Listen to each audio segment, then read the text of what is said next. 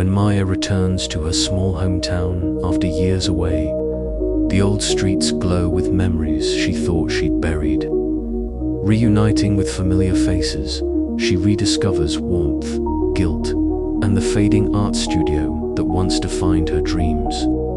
Each brushstroke and late-night conversation brings back fragments of love and regret until shadows from her past threaten to undo the fragile light she's found. As secrets surface and forgiveness flickers between her and those she left behind, Maya must decide whether to run again or let the glow of memory and truth guide her toward healing and a second chance. The road back to Hawthorne had always been a tapestry of memories, woven with threads both golden and frayed. As my car rolled past the familiar bends and tree-lined avenues, the sun dipped low, spilling honeyed light across the quaint town that had cradled my childhood. But tonight, the light seemed different. Warmer, yes, but alive, pulsing with a quiet energy that felt almost like breathing. I hadn't expected to return. Not like this. Not so soon, and certainly not with the weight of 2 years of silence and absence pressing down on my chest. Grace was gone. The man who had been my world, my muse, my solace, taken in a sudden accident that shattered everything I had believed about forever. In the years since, I'd wandered, searching for pieces of myself in cities that never quite fit, in canvases that remained stubbornly blank. But Hawthorne called me home. That was clear the moment I crossed the old wooden bridge, the lamplights flickering on, revealing faces glowing with more than just happiness. They shone with their emotions. A phenomenon I had once taken for granted but now felt like a secret language I'd forgotten how to read. As the evening deepened, I parked in front of the house where I'd grown up. The porch light flickered weakly, casting long shadows that stretched like fingers across the peeling paint. I stepped out, the cool air wrapping around me, carrying scents of pine needles and wet earth. My fingers trembled slightly as I reached for the door, the familiar creak greeting me like an old friend. Inside, everything was the same, yet tinged with a strange newness, as if time had folded in on itself. I wandered through the rooms, memories ricocheting off the walls, Grace's laughter echoing faintly. The brushstrokes of our dreams painted across the ceiling, the silences that had grown too loud since his absence. Night fell fully, and I found myself drawn outside again, the streets alive with their nightly ritual. People moved about, their emotional auras glowing bright fiery reds, soft blues, golden yellows each, hue a testament to the feelings they carried. It was a living symphony of light, a delicate dance of human hearts made visible. But then I saw him, Ethan Clarke, standing quietly beside his bookstore, his figure wrapped in a cozy sweater that looked as worn as the volumes lining his shelves. His glow was different, dimmer, a soft, muted flicker that seemed hesitant, like a candle struggling not to be snuffed out. I watched him from across the square, feeling a curious pull, an unease that mingled with fascination. Who was this man whose light refused to blaze like the others? What stories did he carry in the quiet spaces behind those thoughtful eyes? The night wound on, and I found myself retreating to my old room, the walls lined with sketches half-finished and memories half-lived. My own glow was barely perceptible, a faint pulse struggling against the dark. I opened my sketchbook, but could not find the courage to put pencil to paper. The grief was a weight, a shadow that dimmed the spark I once carried so brightly. I lay by the window, listening to the town's heartbeat, the gentle hum of cars, distant laughter, the rustling of leaves stirred by a cool breeze. Outside, the lights of Hawthorne whispered stories of connection, resilience, and hope. And somewhere in that glow, I knew, was the beginning of my own path back to light. Tomorrow, I would seek answers. For now, I watched the night, with hearts alight all around me, and mine flickering, waiting for its moment to shine again. The moment the door of Maggie's cafe creaked open, a wave of warmth and familiar scents washed over me. It was the smell of roasted beans, sweet pastries, and a hint of cinnamon. A comfort I hadn't realized I'd missed so deeply. The hum of quiet conversations and soft clinking of mugs created a gentle symphony that felt like a balm to my restless heart. Sunlight filtered through the large front windows, soft and golden, mingling with the delicate fairy lights strung overhead. It was as if the entire room was wrapped in a glow that reminded me of the town's unique nighttime magic. Only gentler, more intimate. "Maggie," I called out, my voice catching slightly as I stepped inside. The years away melted away the instant I saw her. Curly red hair bouncing with each step, a bright smile that could light up the gloomiest of days, and that effortless warmth that drew people in like a hearth in winter. She turned, eyes widening with delight. "Lila Monroe, as I live and breathe, you're finally here." She dropped the rag she'd been using to wipe down the counter and enveloped me in a hug that felt like home. The world outside, with its weight of loss and uncertainty, faded for a moment into nothingness. We settled into a cozy corner, the worn wooden table etched with the marks of countless conversations past. Around us, the walls were adorned with artwork celebrating the town's glowing nights, paintings capturing bursts of color and light like fireworks frozen in time. I traced my finger lightly over a canvas featuring a cascade of golden sparks swirling around silhouetted figures, their faces alight with joy and sorrow alike. "I've missed this place," I admitted, stirring my coffee absent-mindedly. "And I've missed you." Maggie's smile softened. "We've all missed you. The town's been a little dimmer without you here." Her words pierced deeper than she likely intended. I glanced down at my hands. The faintest shimmer of light pulsed weakly beneath my skin, a pale echo of the vibrant glow I remembered having. Since Grace's passing, my emotional light had never quite returned to its former brilliance. "I want to paint again," I confessed, voice barely above a whisper. "But every time I pick up a brush, it feels like the colors run dry." Maggie reached across the table, squeezing my hand. "It's okay to take your time. Healing isn't linear, and neither is inspiration.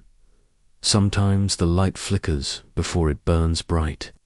Her encouragement stirred something fragile inside me, a whisper of hope, a tentative spark. Later, I found myself sitting by the cafe's front window, my sketchbook open but untouched on the table. The evening sky deepened to shades of violet and indigo, the first stars twinkling faintly. Outside, the familiar glow of the town's emotional lights began to emerge, painting the streets in hues of soft blues, pinks, and golds. But my own light remained stubbornly muted, a dim pulse that seemed to retreat whenever I reached for it. I closed my eyes, the memories of Grace flooding back, his laugh, the brushstrokes we shared, the suddenness of our goodbye. The ache tightened around my chest, threatening to snuff out what little glow I had left. A subtle movement across the street caught my attention. Ethan Clark stood near the doorway of his bookstore, the shadows playing over his dark hair and thoughtful eyes. His glow was barely perceptible, a faint blue flicker that seemed at odds with the vibrancy surrounding him. Yet there was an intensity in his gaze as he watched the cafe, as if he was waiting for something or someone. Our eyes met briefly through the glass, a silent exchange filled with questions neither of us dared to voice. In that moment, his guarded presence felt less like a barrier and more like an invitation, a quiet promise that perhaps, in time, our dim lights could find a way to shine together. The night deepened, and I lingered at the window, my heart quietly stirring with possibilities.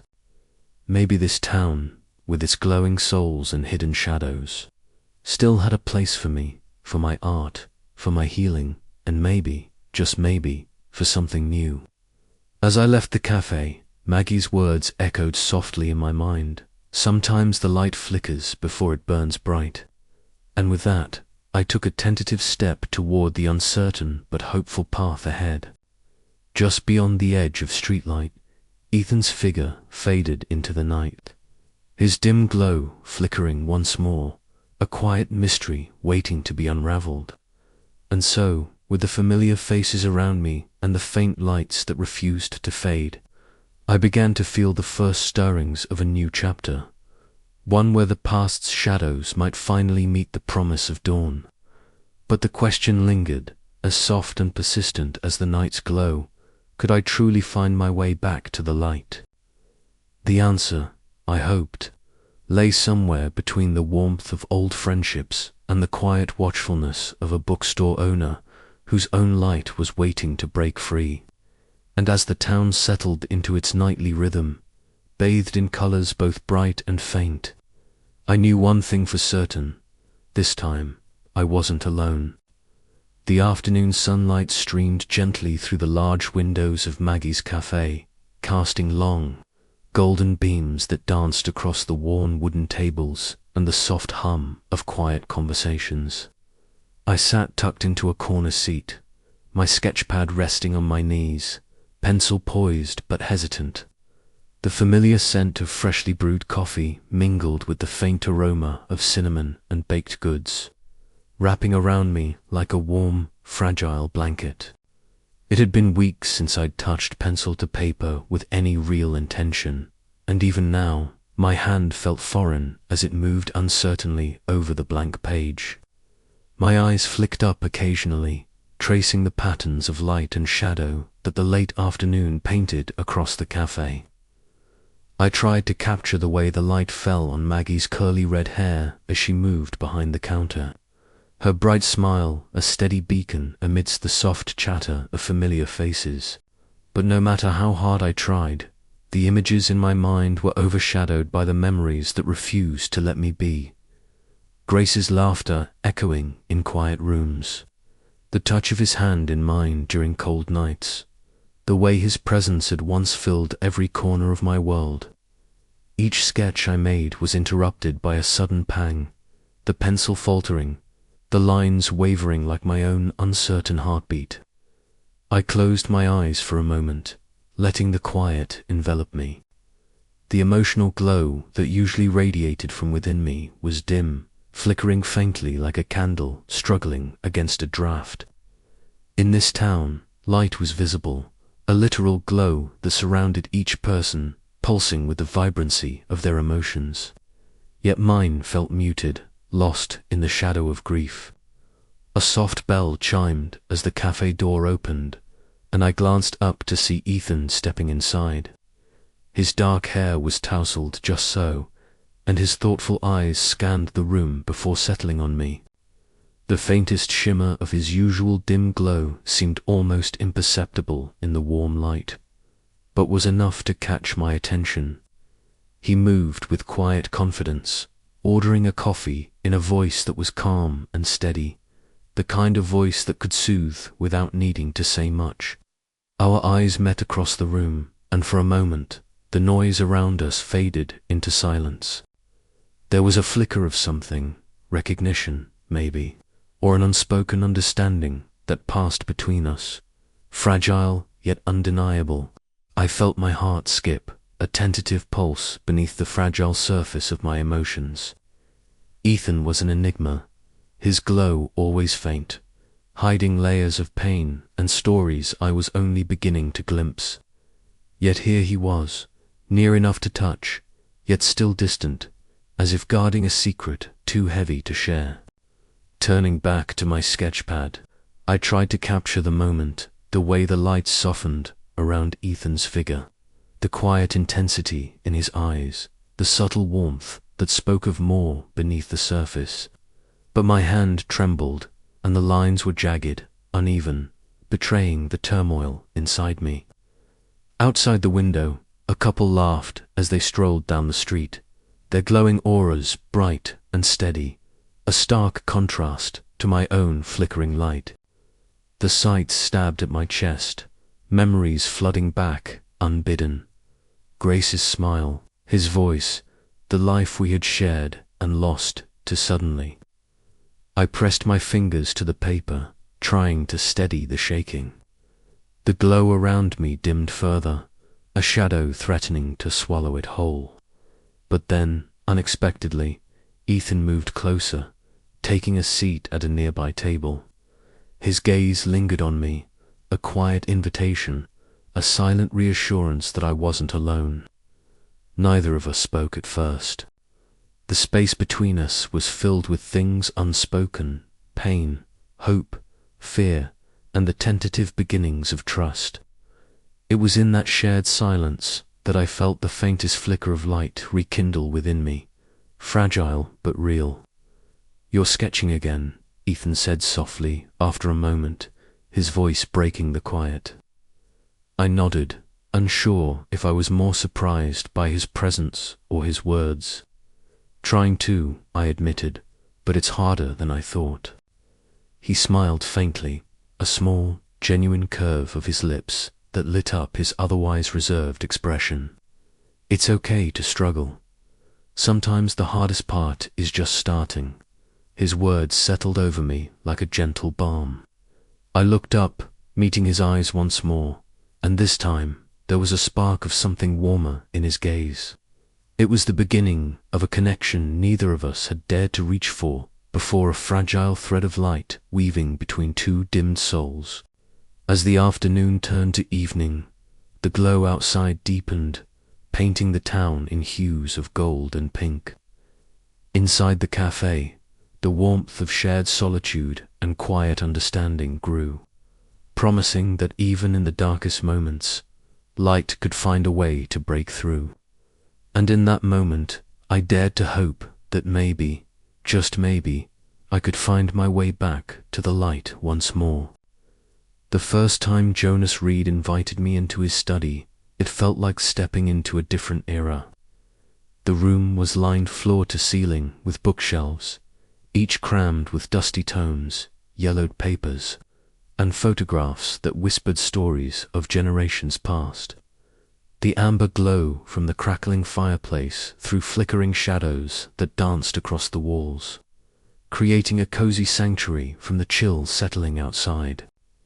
Jonas sat across from me in a well-worn armchair, his silver-streaked hair catching the firelight as he leaned forward, eyes bright behind his glasses. "You see," he began, his voice a low rumble, "this town's emotional glow isn't just a whimsical phenomenon. It's the heart of our community, passed down through stories and generations. It's tied to the very soil and sky here, a living testament to our shared joys and sorrows." I listened intently as Jonas wove tales of love and loss, of moments when the light shone so fiercely it could blind, and times when it flickered, threatened by shadow but never fully extinguished. Each story was more than history, it was a mirror to what I felt inside, the dimness in my own heart reflecting in the flickering lights around us.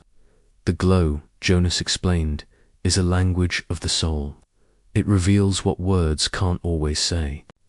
And sometimes it's in the faintest light that the deepest stories hide. His words settled over me like a bomb, a gentle reminder that I wasn't as alone as I thought. The glow wasn't just a spectacle. It was a shared experience, a way we all carried each other's burdens and hopes. Later that evening, I found myself drawn to Ethan's bookstore, its windows casting a warm, inviting light onto the quiet street. Inside, the scent of old paper and wood smoke mingled, familiar and comforting. Ethan stood behind the counter, a soft sweater draped over his slender frame, his dark hair falling slightly into his thoughtful eyes. He had invited me for a poetry reading, something he rarely shared with anyone. As he began, his voice was low and steady, each word carefully chosen and delivered with quiet intensity.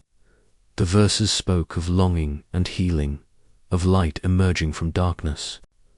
I watched his dim, emotional glow flicker with each line, subtle but undeniably present.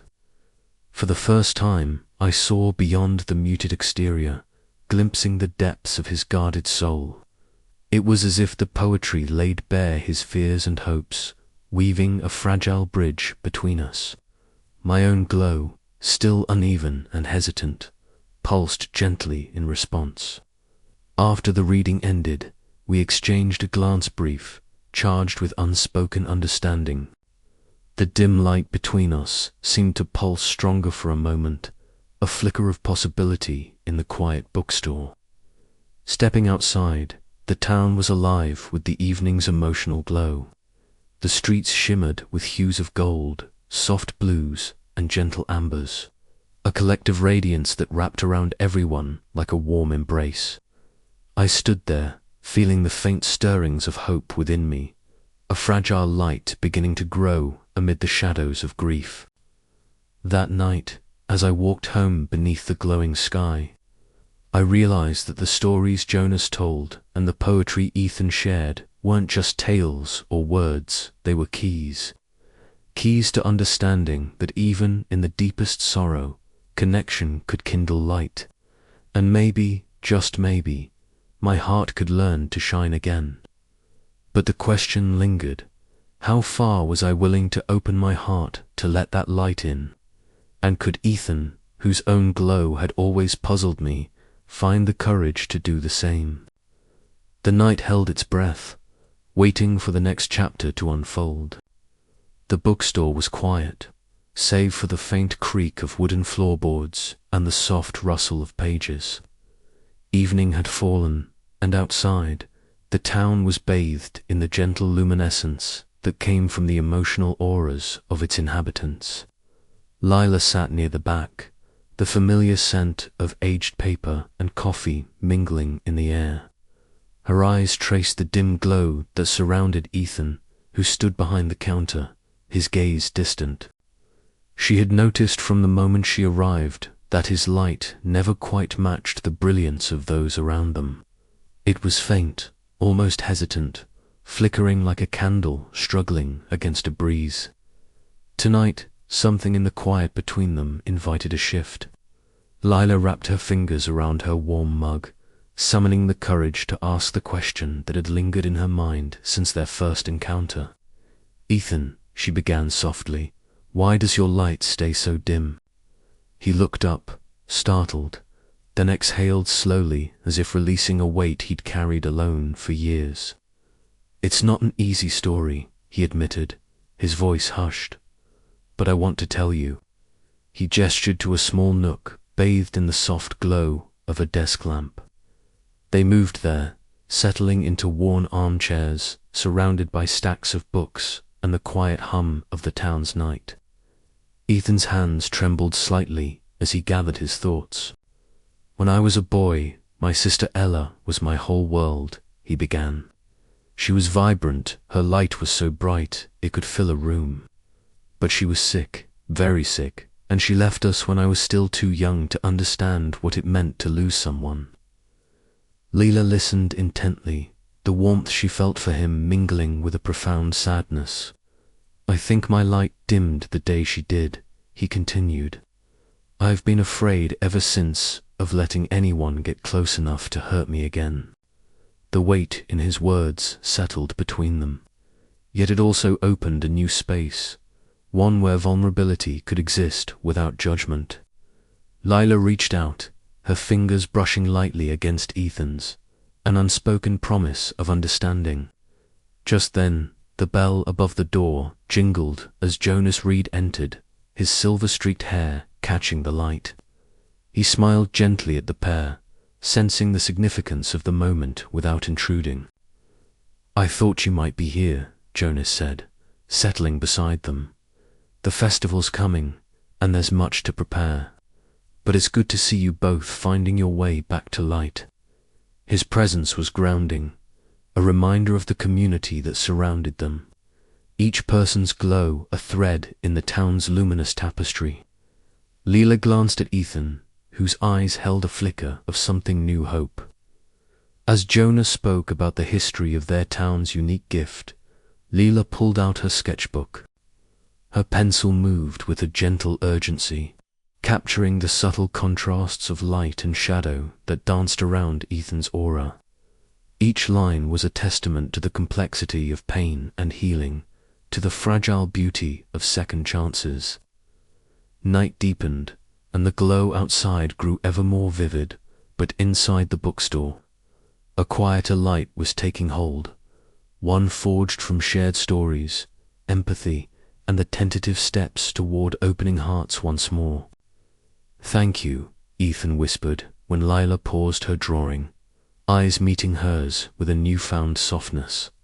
"For listening, for seeing me," Lila smiled, a warmth blooming inside her chest. "We both have shadows," she replied, "but maybe together we can learn to shine again." The promise hung in the air, fragile yet undeniable, as the town's emotional lights pulsed gently beyond the window, a reflection of the healing beginning within them. And as the night wore on, Lila felt her own glow flicker not from sorrow, but from the first stirrings of hope. The evening air was cool but gentle, carrying with it the faint scent of blooming jasmine from the corner garden as Lila hesitated outside Maggie's cafe. She wrapped her paint-stained cardigan tighter around her slender frame and pushed open the door, stepping inside the warm amber glow that welcomed her like an old friend. The cafe was bustling with the usual chatter and the clinking of cups, but Lila felt like a shadow slipping between conversations, her own emotional light dim and flickering uncertainly. Maggie spotted her immediately, waving her over with a radiant smile that seemed to brighten the room even further. "Lila, over here," she called, her curly red hair bouncing. Lila managed a small smile, sliding into the seat beside her childhood friend. The familiarity was comforting, yet the weight of her grief still tugged at her heart, making her feel like she carried a darkness no light could touch. As Maggie chatted about the latest town gossip and the upcoming festival, Lila's eyes wandered to the entrance. Ethan Clark stood quietly near the back, his dark hair slightly tousled eyes thoughtful behind his glasses. His glow was faint but steady, a muted ember amid the vibrant auras that filled the room. Lila's heart stirred with a strange mix of curiosity and something softer, perhaps a tentative hope. Without a word, Ethan approached Lila's table and gently placed a small, worn book of poetry beside her coffee cup.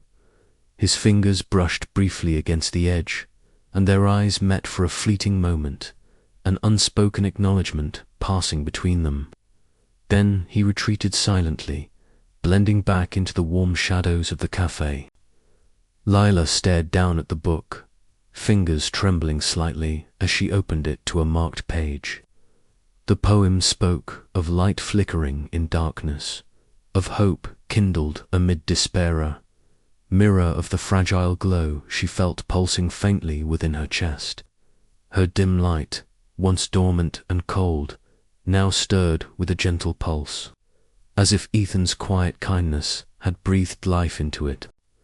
Later that evening, Lila found herself drawn to Ethan's bookstore, a cozy nook filled with the scent of aged paper and cedar shelves.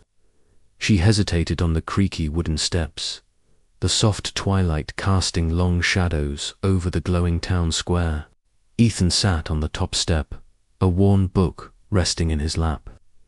He glanced up, a shy smile touching his lips, and began to read softly in a voice low and steady.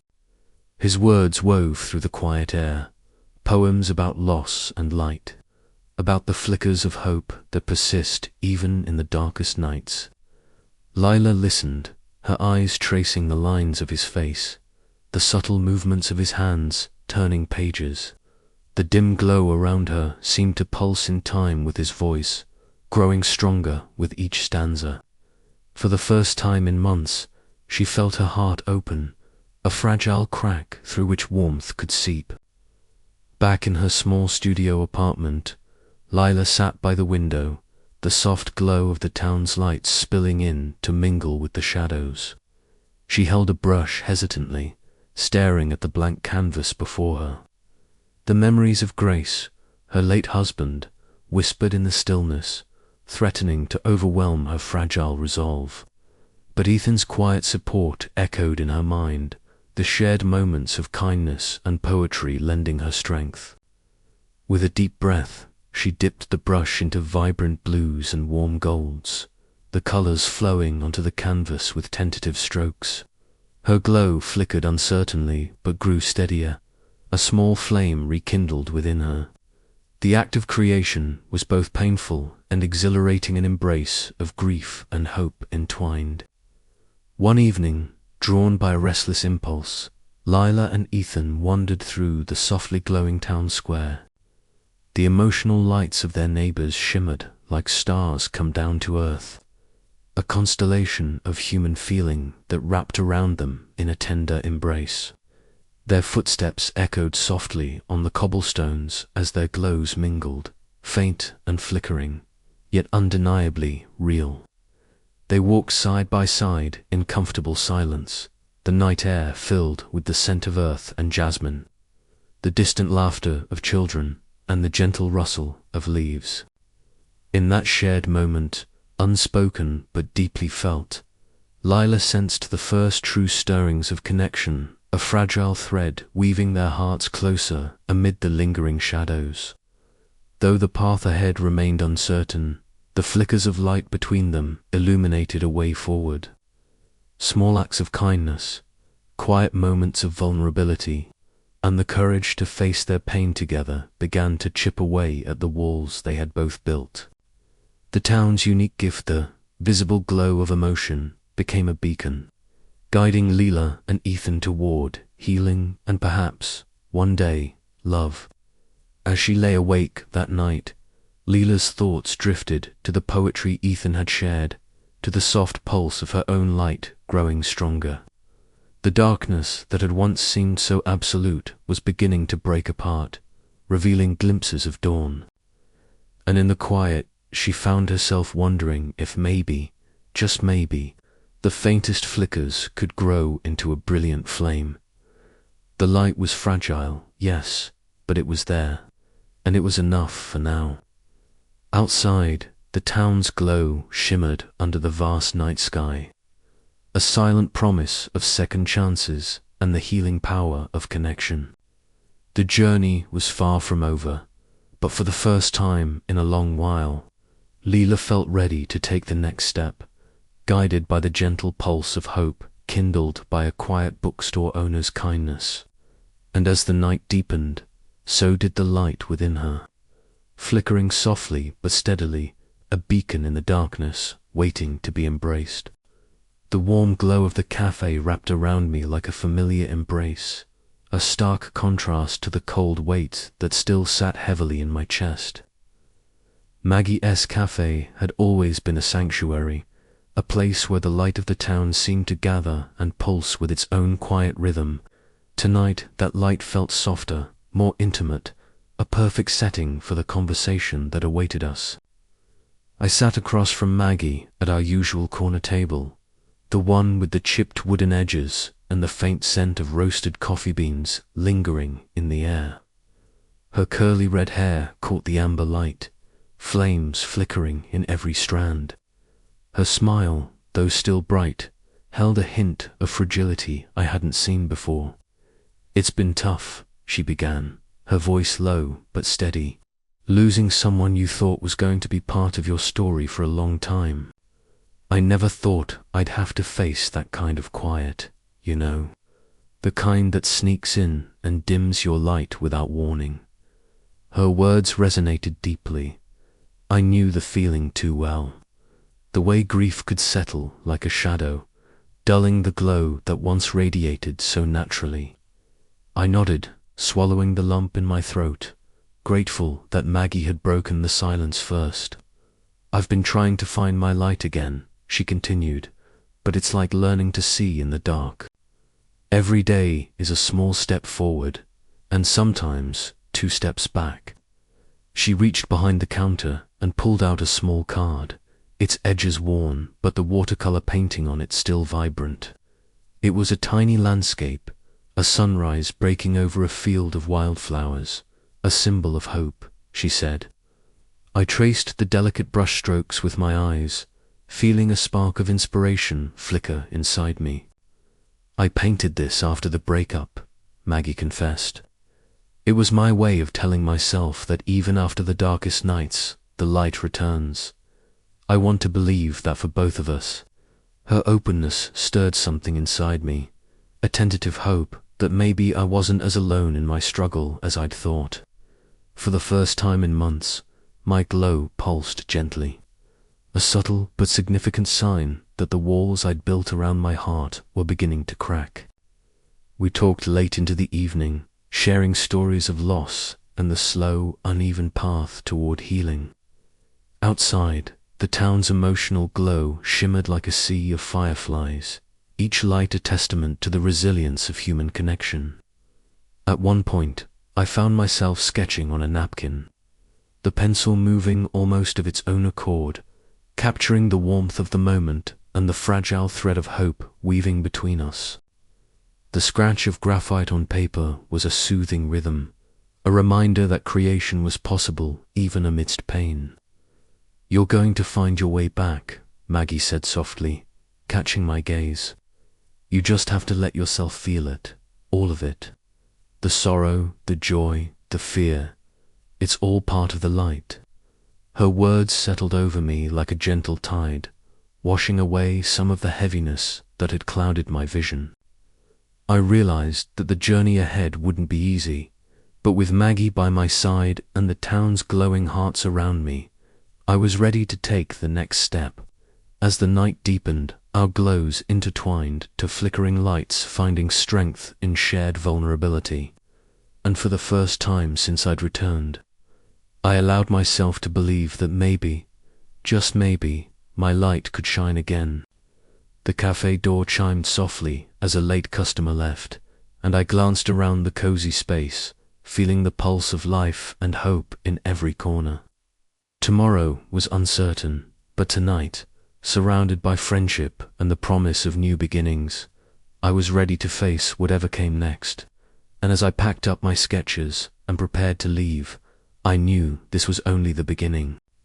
The path ahead might be shadowed by grief, but with every step, my heart's light would grow stronger, flickering, yes, but never extinguished. The night outside was cool and still, but inside me, something had shifted. The light was returning, and I was ready to follow it. The last light of day hung low over the quaint town, casting a soft, golden hue across the familiar streets I had once called home. It was as if the town itself was breathing in the quiet, holding its breath in that delicate moment between day and night. My chest tightened with a blend of anticipation and dread as I approached the edge of the lake. The place Grace and I had spent so many sunlit afternoons, dreaming aloud about our future. The cabin stood there, weathered but steady, its wooden frame wrapped in the embrace of climbing ivy and wildflowers that danced in the gentle breeze. My fingers brushed over the worn railing of the small porch, and the scent of pine and earth rose up to meet me, pulling me back to a time when everything felt simple and whole. I hadn't expected Ethan to come with me, but when he quietly appeared beside me, his presence was a balm to my raw edges. His dark eyes held a softness I hadn't noticed before, and though his glow was faint, it pulsed gently like a candle flickering in a draught. I felt a warmth spreading through me, fragile and new. "I didn't realize this place meant so much to you," Ethan said softly, his voice carrying the muted undercurrent of someone treading carefully. "It's beautiful." I swallowed, the knot in my throat tightening. It was home for us. For me, it still is, even if it's different now. He nodded, glancing around as if absorbing the memories etched into every corner. I'm glad you shared it with me. We lingered a moment longer, letting the silence speak, then turned back toward the town. The streets were beginning to glow with the evening's emotional light, each person's heart casting a gentle radiance that painted the night in hues of hope, joy, and longing. Yet, as always, Ethan's light was softer, more reserved, a quiet ember waiting to ignite. Back in his bookstore, he handed me a slender volume of poetry, its pages worn and familiar. "I thought you might like this," he said, a tentative smile breaking across his lips. I cradled the book against my chest, feeling the weight of the gesture. "Thank you." His gaze held mine a beat longer, and I sensed the layers of his guardedness beginning to peel away. We talked then, not just about poems or the town's curious phenomenon, but about the fears and losses that shaped us. With each shared word, the space between us softened. Later, we wandered under the soft glow of street lamps, our emotional lights mingling subtly. At the park, I stopped by the bench where Grace and I had carved our initials years ago. Tracing the faded letters, I felt the ache of absence, but also the gentle pulse of remembrance that didn't hurt as much as it used to. Ethan stood beside me without words, his quiet support steadying the fragile threads of hope weaving through my heart. That night, as I lay in bed, the town outside shimmering with countless lights, I realized something was shifting inside me. The past was still there, etched deeply, but maybe, just maybe, there was room for new beginnings too. And with Ethan beside me, the night didn't feel so lonely anymore. The glow outside my window softened into the early dawn as I drifted to sleep, dreams mingling memories with the faint spark of something bright on the horizon, a light I was learning to trust once more. The studio was quiet, except for the soft scrape of brush on canvas, a sound Lila hadn't heard from herself in months. She stood before the large blank canvas, the surface glowing faintly in the golden light of the late afternoon sun filtering through the window. Outside, the town was beginning to gather its nightly glow, emotions of the residents bursting into radiant colors that lit the streets like fireflies in a jar. But inside, Lila felt only a dull acre shadow, dimming her heart's light and extinguishing the vivid hues she once summoned with ease. She dipped her brush into a pool of deep blue paint, hesitating before touching the canvas. The strokes she laid down were uncertain, fragmented, as if her hand were remembering something it had long forgotten.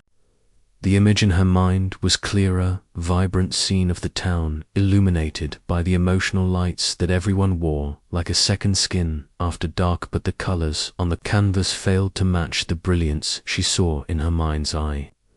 Instead, they blurred and faded, mixing into muted grays and washed-out blues. A sigh escaped her lips, heavy with frustration. "Why can't I make it come alive?" she whispered to the empty room. The door creaked open softly, and Ethan stepped inside, carrying a small stack of well-worn poetry books in his hands. His dark eyes, usually so reserved, held a flicker of gentle concern as he noticed the unfinished painting and the tension in her shoulders. "I thought you might need some company," he said quietly, setting the books down on a nearby table, "and perhaps some inspiration."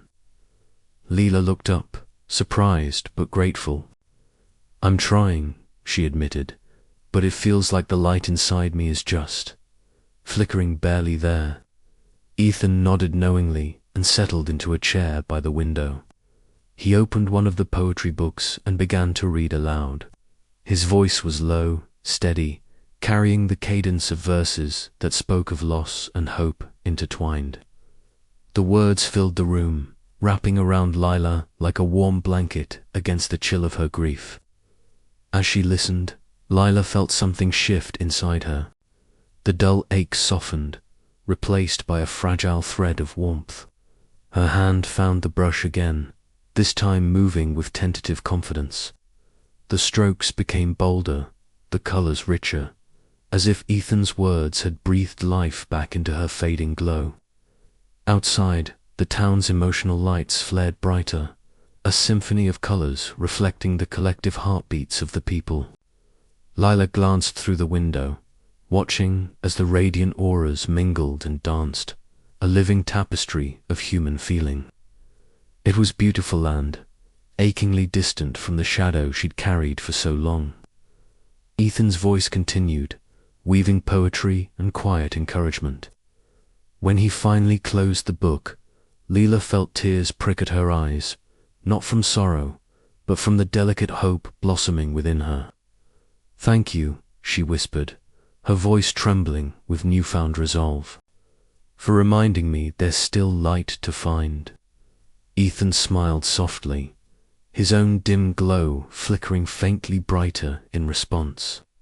As he left, Lila stood by the window, brush in hand, watching the glowing town below. Her heart pulsed with a tentative spark, fragile but real promise that even in the darkest nights, the smallest light could grow. She turned back to the canvas and began to paint anew, each stroke a step toward healing, toward rediscovering the vibrant colors of life and love waiting just beyond the shadows. And with that first spark, the night felt a little less lonely.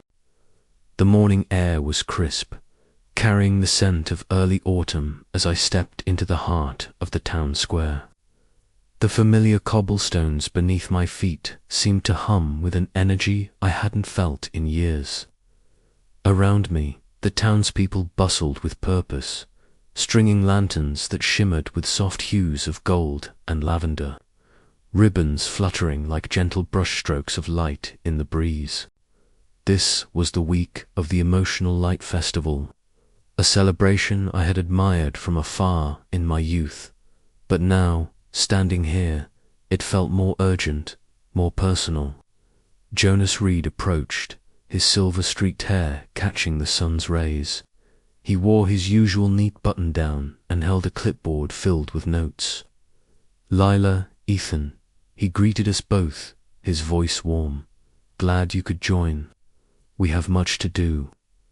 Ethan shifted beside me, his dim glow a steady pulse against the vibrant backdrop.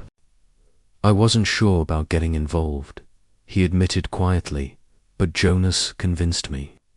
I smiled, feeling the familiar tug of connection. "Me too. Maybe it's time." Jonas led us to his study, a cozy room filled with relics and photographs chronicling the town's rich history. The walls whispered stories of generations past, of celebrations where emotions were not just felt but seen, shared openly in glowing bursts of color. "The festival isn't just tradition," Jonas explained. "It's a reminder of our resilience, our collective heart." Listening, I felt the weight of my grief press lighter for a moment, the flicker of my glow dancing with the memories of brighter days. Later, at Maggie's cafe, the aroma of coffee and cinnamon wrapped around us like a comforting shawl. Maggie beamed as she placed steaming mugs before us. "You both look ready to take on the festival," she teased, her red curls bouncing with her smile. Ethan chuckled softly. "We're learning." Conversations flowed easily, the rhythm of shared tasks weaving a tapestry of trust and tentative hope between us. My glow pulsed gently, a soft light against the warmth of the cafe's walls. As twilight descended, I stepped outside, the town's emotional lights bursting into brilliance, lanterns, ribbons, and the collective auras of friends and strangers alike. For the first time in months, my heart's light flickered not with sorrow, but with a fragile spark of hope. The festival was coming, and with it, perhaps, a new beginning. But beneath the surface, I knew the coming days would test the fragile threads of vulnerability Ethan and I were beginning to weave. Would our lights burn steady, or would the shadows of grief and fear snuff them out before dawn? Either way, I was ready to find out. The night air was alive with possibility, and as I stood surrounded by the glow of my hometown, I whispered a promise to myself, to embrace whatever light I could muster and to let it lead me home. At that moment, the festival was no longer just a town event, it was a beacon for my own journey back to life, back to love, back to light. And the first step was right here, amidst the flickering lanterns and the hopeful hum of a community coming alive. The night had settled over the quaint town like a soft blanket, the usual hum of warmth and light weaving through the streets. Lanterns hung from wrought iron posts, their gentle flicker casting dancing shadows on the cobblestones. Lila found herself drawn to the quiet comfort of the little bench outside Ethan's bookstore, where the glow of the town's unique emotional light pooled in gentle waves around them. They sat side by side, a comfortable distance that suggested familiarity but still respected the fragile walls each had built around their hearts. Lila's chestnut hair caught the moonlight, strands falling loosely over her paint-stained shirt. Ethan's dark hair looked almost black in the night, his thoughtful eyes reflecting the soft luminescence that enveloped them. For a long moment, neither spoke.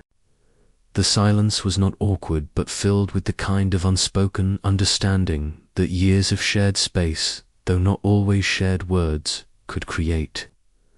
Lila's gaze drifted to the faint glow that danced around Ethan, a light that was usually so muted it seemed nearly invisible.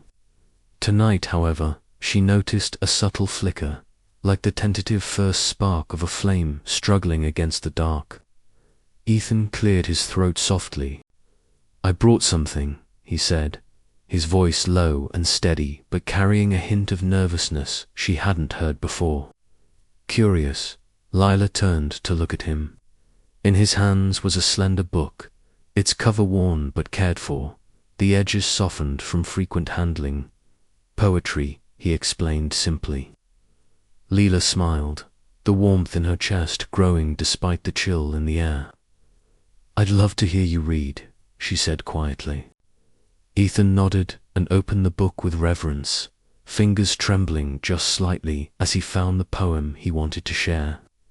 The opening lines were soft, almost a whisper against the backdrop of the night. In quiet moments, light dances from within, shadows fall but never win. Hearts that flicker, faint but true, find their glow in me and you. His voice was steady yet intimate, every word imbued with a depth of feeling that surprised Lila. She watched as his dim glow, so often hidden behind a veil of reserve, pulsed gently with the rhythm of his reading.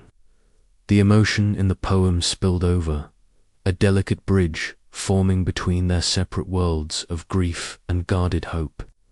When he finished, the silence that followed was thick but not uncomfortable. Lila's heart beat with a new rhythm, a hopeful pulse that matched the subtle light now blooming around Ethan. Tentatively, she reached out and laid her hand over his, the warmth of their touch sparking a quiet fire that neither wanted to extinguish. "Thank you," she whispered, her voice trembling with emotion, "for sharing that with me." Ethan's eyes met hers, the flicker in his glow steadier now, more assured. "I think I've been afraid," he admitted, "that if I let my light shine too brightly, it might burn something precious away. But tonight, with you, it feels safer to try." Lila squeezed his hand gently, the heaviness that had weighed on her heart loosening just a bit. "Sometimes," she murmured, "it's the faintest lights that end up guiding us home." As the night deepened, they stayed there together, their shared vulnerabilities weaving a tapestry of trust and tentative hope. Outside, the town continued to glow, a testament to the power of emotional light, the very thing that brought two broken souls closer, flickering steadily toward healing. And in that quiet moment, under the vast canopy of stars and soft lantern light, Lila felt something she hadn't dared to hope for in a long time. the beginning of something new, fragile but fiercely alive. But just as the warmth began to settle between them, a sudden chill brushed through the air, a subtle reminder that their inner shadows were never far behind. Would they find the courage to hold on to their fledgling light, or would the ghosts of the past dim their glow once more? The night was far from over, and the threads of trust they had begun to weave were delicate, ready to be tested. I sat by the window of Maggie's cafe, the familiar hum of conversation and clinking cups around me a distant murmur. Outside, the town was alive with its nightly ritual, a kaleidoscope of emotional light spilling from every home and heart. The street lamps cast golden pools on the cobblestones, but the true illumination came from the people themselves. Their auras shimmered in vivid colors, pulses of warmth and joy, sorrow and love. Yet my own light was barely a whisper against the dark backdrop of the night, a fragile flicker struggling to hold steady. The weight of the past weeks pressed heavily on my chest. Memories of Grace's laughter that once filled every corner of my life. The brushstrokes of our shared days urged unbidden, drowning out the tentative hope I'd been nurturing. Each recollection felt like a shadow, stretching long and cold, threatening to swallow me whole. I traced the rim of my coffee cup with a trembling finger, willing myself to breathe, to stay anchored in the present. Maggie's voice drew me back. "Hey, Lila, you okay? You've been quiet tonight." I glanced up to find her warm eyes searching mine, the curl of her red hair catching the soft light. Her glow was steady and bright, a beacon in the swirling sea of emotions. I wanted to smile, to tell her that I was fine, but the words stuck in my throat. Instead, I nodded faintly.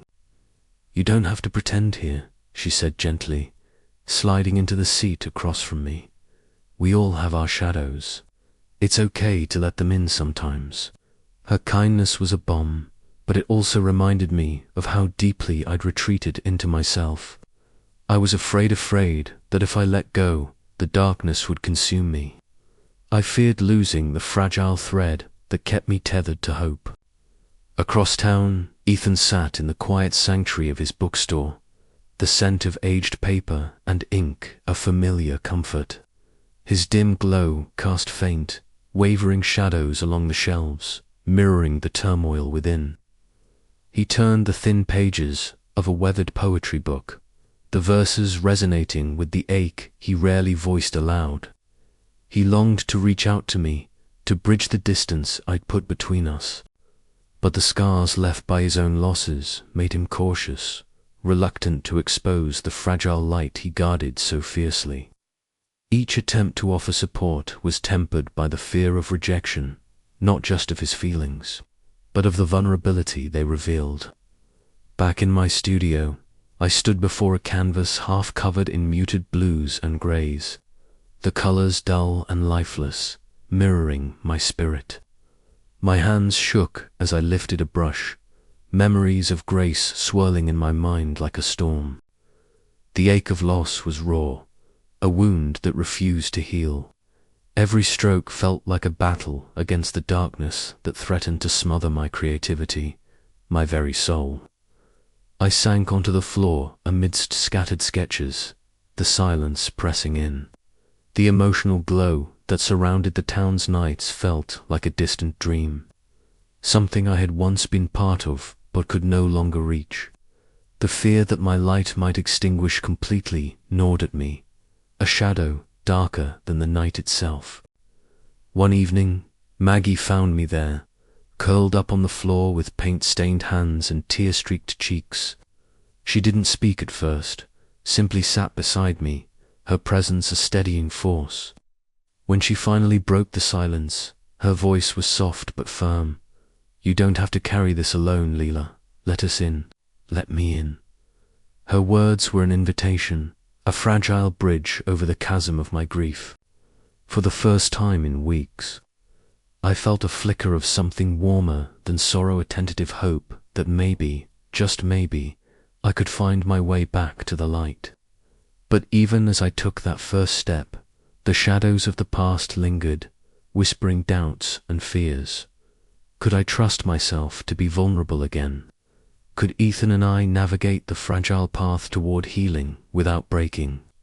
As the town's collective glow pulsed around us, I realized that the journey ahead would not be easy. Yet in the quiet moments between the shadows, I heard the faintest heartbeat of possibility, light waiting to be rekindled. The studio was cloaked in a muted silence, broken only by the faint scratching of charcoal on canvas and the distant hum of the town settling into night. Lila sat slumped on a worn wooden stool, her fingers trembling as they hovered over a half-finished sketch. The room smelled faintly of turpentine and old paper, a scent that once brought her comfort but now felt suffocating. Her chest tightened with a weight she couldn't shake, memories pressing in with relentless force. The soft glow that usually radiated from her chest flickered like a dying candle, weak and fragile. For months, she had tried to keep the darkness at bay, painting bursts of color to outshine the shadows of grief that clung to her. But tonight, the floodgates had opened. The image of Grace's smile haunted her, the warmth of their laughter now a ghostly echo. She pressed her palms against her eyes, trying to hold back the tide of tears, but it was no use. A sob escaped, raw and unbidden, fracturing the quiet. Lila. The soft knock at the door startled her, and she quickly wiped her face, desperate to mask her vulnerability. Ethan's voice was hesitant, a cautious thread woven through the quiet. "May I come in?" She hesitated, the instinct to retreat warring with a deep, unspoken need. "Yes," she whispered, voice barely audible. The door creaked open, revealing Ethan's familiar figure framed by the dim hallway light. His dark hair was tousled, and his thoughtful eyes held a softness that contrasted with his usual reserve. His glow, though faint, pulsed gently, a subtle beacon in the dim room. He stepped inside without another word, the air shifting as he closed the door behind him. Without asking, he moved to sit on the edge of an empty chair across from her, hands loosely clasped in his lap. The vulnerability in Lila's eyes stirred something deep within him, breaking through the walls he had built over years of guarded solitude. "You don't have to face this alone," Ethan said quietly, voice steady but gentle. Lila looked at him, the walls around her heart trembling. "I don't know how to stop feeling like this," she confessed, voice cracking, "like I'm fading away." Ethan nodded slowly, the dim glow around him flickering as if responding to her words.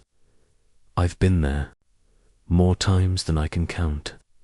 She swallowed hard, surprised by the honesty in his admission. "Why didn't you tell me?" "Because it's easier to keep the light low," he admitted. "Less risk of getting hurt, but it's lonely." The air between them softened, their emotional lights beginning to mingle in a tentative dance. Lila's glow, once flickering faintly, steadied with a gentle warmth, as if Ethan's presence was a balm to her fractured heart. Outside, the first drops of rain began to fall, tapping softly against the window pane. The sound was soothing, a rhythmic reminder that even storms passed, leaving space for renewal. They sat together in silence, the unspoken understanding growing stronger with each heartbeat. Lila found the courage to speak again, her voice steadier this time. "I'm scared to let go, Ethan. Scared that if I do, I'll lose him forever." He reached out, his hand brushing against hers, a small gesture heavy with meaning. "Holding on too tight can make us forget to live," he said softly. "Maybe we can learn together how to hold on and let go." The warmth between them grew, their lights weaving into a shared glow that defied the shadows lurking at the edges of the room. In this fragile moment, Lila felt the first real stirrings of hope since Grace's passing. It was not a cure, nor an erasure of loss, but a promise that healing might be possible. As the rain intensified, drumming a steady cadence against the glass, Lila rested her head on Ethan's shoulder. Their lights shone steadily now, a quiet testament to the power of reaching out, of breaking down walls, and the courage found in vulnerability. The night stretched on, filled with whispered confessions and gentle reassurances. And though the darkness still lingered beyond the window, inside the studio, two hearts beat in unison, alight with the fragile fire of new beginnings. But even as they found solace in each other's presence, the questions remained: would their newfound connection withstand the trials ahead?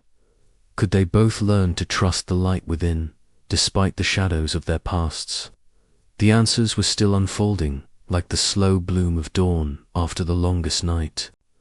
And so, with hesitant hope and trembling hearts, Lila and Ethan took the first steps toward healing, their faint lights growing brighter together, promising that even in the darkest moments, the glow of love and trust could never be extinguished. The night was far from over, and the journey ahead was uncertain. But in the fragile glow of that shared moment, Lila knew one thing for certain: she was no longer alone. The morning light filtered gently through the tall windows of my studio, casting long shadows that mingled with the soft hum of the town waking up around me. For the first time in months, my hands moved instinctively, as if the brush was an extension of the emotions that had been tangled and dormant inside me. The canvas before me was blank no longer. It bloomed with color, vivid, alive, and shimmering just like the glow that now pulsed steadily within my chest. I could feel it, the flicker of hope, the embers of passion reigniting. I had feared the well of my creativity had run dry, that my grief would forever smother the light that once danced through my art. But now, with each brushstroke, that fear dissolved. I was painting not just the town's luminous nights, but the quiet resilience that lived beneath the surface, the way the light bends and shifts, even in darkness. A soft knock at the door startled me from my reverie. I turned to see Ethan standing there, a tentative smile playing at the edges of his lips. His dark hair was tousled, and he wore a sweater that looked as worn and comforting as the bookstore itself. But what caught my eye was the faintest glow around him, warmer, more present than I had seen before. "May I come in?" he asked quietly. I nodded, stepping aside. He entered slowly, eyes scanning the canvas with a mixture of awe and something deeper recognition, perhaps. "It's beautiful," he murmured, voice low and steady. "You're capturing something I've never quite seen before, the way this town really feels." I smiled, feeling my cheeks flush with a warmth that wasn't just from the morning sun. It's been hard to find the words to say it, but the light here, it's more than just a glow. It's hope, pain, memory. It's everything we carry inside. Ethan moved closer, settling into a chair near the window. "I want to share something with you," he said after a pause, his gaze distant but sincere. "About Ella." My breath caught. His sister's memory had always hovered like a shadow between us. The reason his glow remained dim, a quiet sadness I had never dared to ask about. He spoke then, softly, of laughter echoing through sunlit afternoons, of dreams whispered beneath starlit skies. Each word seemed to kindle a light within him, the dim glow around his heart brightening with every memory shared. I listened, feeling a tenderness that bridged the distance between our guarded souls. The hours slipped away unnoticed until Jonas Reed arrived, his silver-streaked hair gleaming in the afternoon light. He carried with him the weight of history, stories of the town's origins and the mystical glow that had bound its people for generations. "The light," Jonas said, settling beside us, "is not just an effect of emotion. It's a living testament to our connections, past and present. It grows stronger when we share our truths, when we allow ourselves to be seen. His words resonated deeply, echoing the fragile trust building between Ethan and me. The afternoon waned into dusk, and the streets outside began to shimmer with soft, radiant hues, the collective heartbeat of our little town. We stepped outside together, the cool evening air wrapping around us like a gentle embrace. Our lights mingled, flickering and intertwining, a fragile but undeniable beacon against the encroaching night. "It feels different," Ethan whispered, his eyes searching mine. "Like maybe there's room for more light than I thought." I nodded, squeezing his hand gently. "There's always room. We just have to let it in." As we walked beneath the glowing canopy of our town, I felt the weight of grief loosen its grip. The path ahead was uncertain, but for the first time it was illuminated not just by the town's magic, but by the fragile, growing light of two hearts learning to heal together. And so, with the night embracing us, we stepped forward, glimmers of healing lighting the way. The late afternoon sun poured warmth through the windows of Maggie's cafe, casting a honeyed glow that danced across the wooden floorboards and the mismatched tables that had witnessed countless conversations over the years. The air was thick with the comforting scent of freshly brewed coffee, cinnamon, and the faint undertone of vanilla from the pastries cooling on the counter. Maggie sat across from Lila, her curly red hair catching the sunlight in fiery bursts that seemed to mirror the gradual strengthening of her emotional light. "You don't know how freeing it feels," Maggie said, her voice bright and a little breathless, "to finally let go of that weight I've been carrying. To let my light shine without shame. It's like I'm finally breathing again." Lila smiled, the warmth of her friend's progress seeping into her own heart. She had seen Maggie's glow flicker uncertainly for months after the breakup, a flicker of pain dimmed by resilience. Now the light was steady, even vibrant, a testament to the power of vulnerability and community support. "I'm proud of you," Lila murmured, her own glow pulsing gently in response. "It gives me hope." Maggie reached over, squeezing Lila's hand. "We're all healing in our own way, and that's what makes this town so special. Our lights aren't just for ourselves, they're for each other." The words settled between them, unspoken but deeply felt. Outside, the town was beginning to stir with preparations for the upcoming Emotional Light Festival. Lanterns hung from lampposts, their soft hues mingling with the fading daylight, casting a kaleidoscope of colors that seemed to capture the essence of the community's collective spirit. As Lila stepped outside, she noticed how the townspeople's glows had brightened noticeably. Couples walked hand in hand, their intertwined lights casting warm, golden halos. Children played in the square, their laughter ringing clear and bright, their youthful lights flickering with joy and innocence. The sight was breathtaking. It was as if the entire town was weaving itself into a living tapestry of light and emotion, each thread strengthening the whole. Her gaze drifted to Ethan, standing quietly near the bookstore's entrance. His dark hair was tousled from the breeze, and his thoughtful eyes caught hers for a moment. His glow, once a muted shade of blue-gray, now flickered with hesitant sparks of warmth. It was subtle, but to Lila, it was unmistakable progress. Later that evening, inside the book-lined sanctuary of Ethan's bookstore, the scent of aged paper and faint vanilla mingled with the soft glow of a single lamp. Ethan and Lila sat close, the silence between them comfortable, filled with unspoken understanding. "I never thought I'd be able to let this light shine," Ethan confessed quietly. "After Ella, it felt like if I opened up, I'd lose more than I could bear." Lila reached out, brushing a stray lock of dark hair from his forehead. "But you're not alone anymore. We can hold each other's light." His glow brightened just a bit under her touch, a silent affirmation of trust and tentative hope.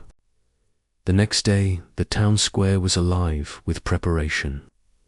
Jonas Reed stood on the steps of the town hall, addressing a small but attentive crowd. His silver-streaked hair glinted under the morning sun as his voice carried reverence and pride. "Our emotional glow is more than a beautiful tradition," he said. "It is a reflection of our shared history, our collective grief, and our enduring hope. Each light you see is a testament to the strength we find in one another. As the festival draws near, let us remember that even the faintest light can grow brilliant when nurtured by community and care."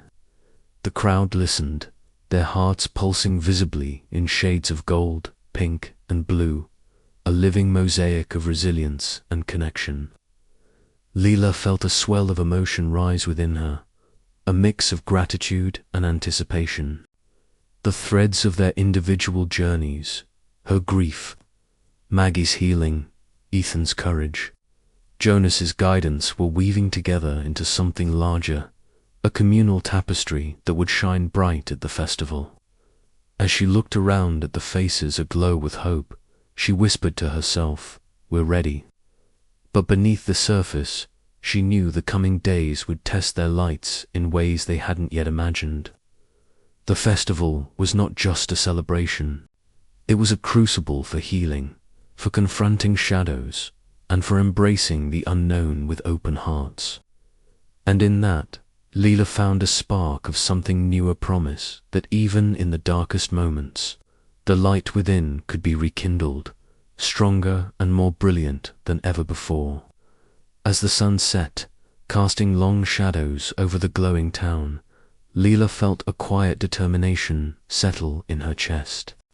The threads of their community, their stories, and their lights were pulling tight, weaving a story of second chances and the profound power of shared vulnerability. Tomorrow, the festival would begin, and with it, a new chapter for them all would unfold.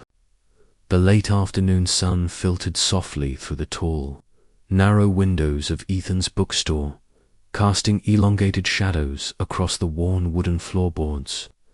The scent of old paper and polished wood mingled with the faint aroma of brewed tea lingering from earlier in the day. Ethan sat alone behind the counter, the usual hum of quiet customers replaced by a contemplative stillness. His dark eyes, usually so composed, flickered with a restless unease as they darted toward the glowing screen of his phone resting on the counter. The dim light of his emotional glow barely illuminated the space around him, a gentle but unmistakable contrast to the vibrant orbs that danced outside the windows as the town grew darker with the setting sun. His fingers trembled slightly as they hovered over the contacts list. There it was, his family's number, unchanged for years but heavy with memories both tender and painful. The weight of all those unspoken words, all the nights spent wondering if he could ever bridge the silence, pressed down on him. The fear of opening old wounds warred with a fragile hope that perhaps, this time, something might be different. A soft creak of the door pulled his attention away. Lila stepped inside, her chestnut hair catching the fading light. Her paint-stained clothes, a testament to the hours shed spent wrestling with her own emotions. Her expressive eyes searched Ethan's face, noticing the tension that had settled around his shoulders like a second skin. "I thought I'd find you here," she said quietly, crossing the room with a gentle confidence that seemed to ease the tightness in the air. Ethan offered a small, grateful smile. "I wasn't expecting company." Lila pulled up a chair beside him, her own emotional glow flickering softly, a beacon of warmth amid the dimness. "Sometimes that's the best kind," she replied. "What's on your mind?" He hesitated, then nodded toward the phone. "It's my family. I haven't spoken to them in years. I'm thinking about reaching out. But I'm scared of what might come back. His voice was low, vulnerable in a way that surprised even him. Lila reached out, resting a comforting hand over his.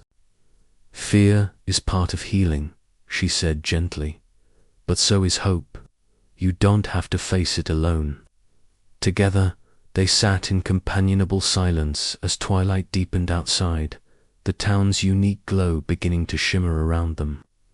It was a quiet affirmation of the fragile trust growing between them, a bond forged through shared pain and the tentative promise of something new.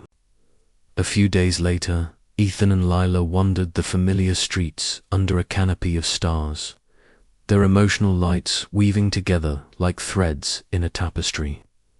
Ethan spoke hesitantly about Ella, his sister, the bright light, who had left too soon and left behind a shadow that had dimmed his own glow for so long.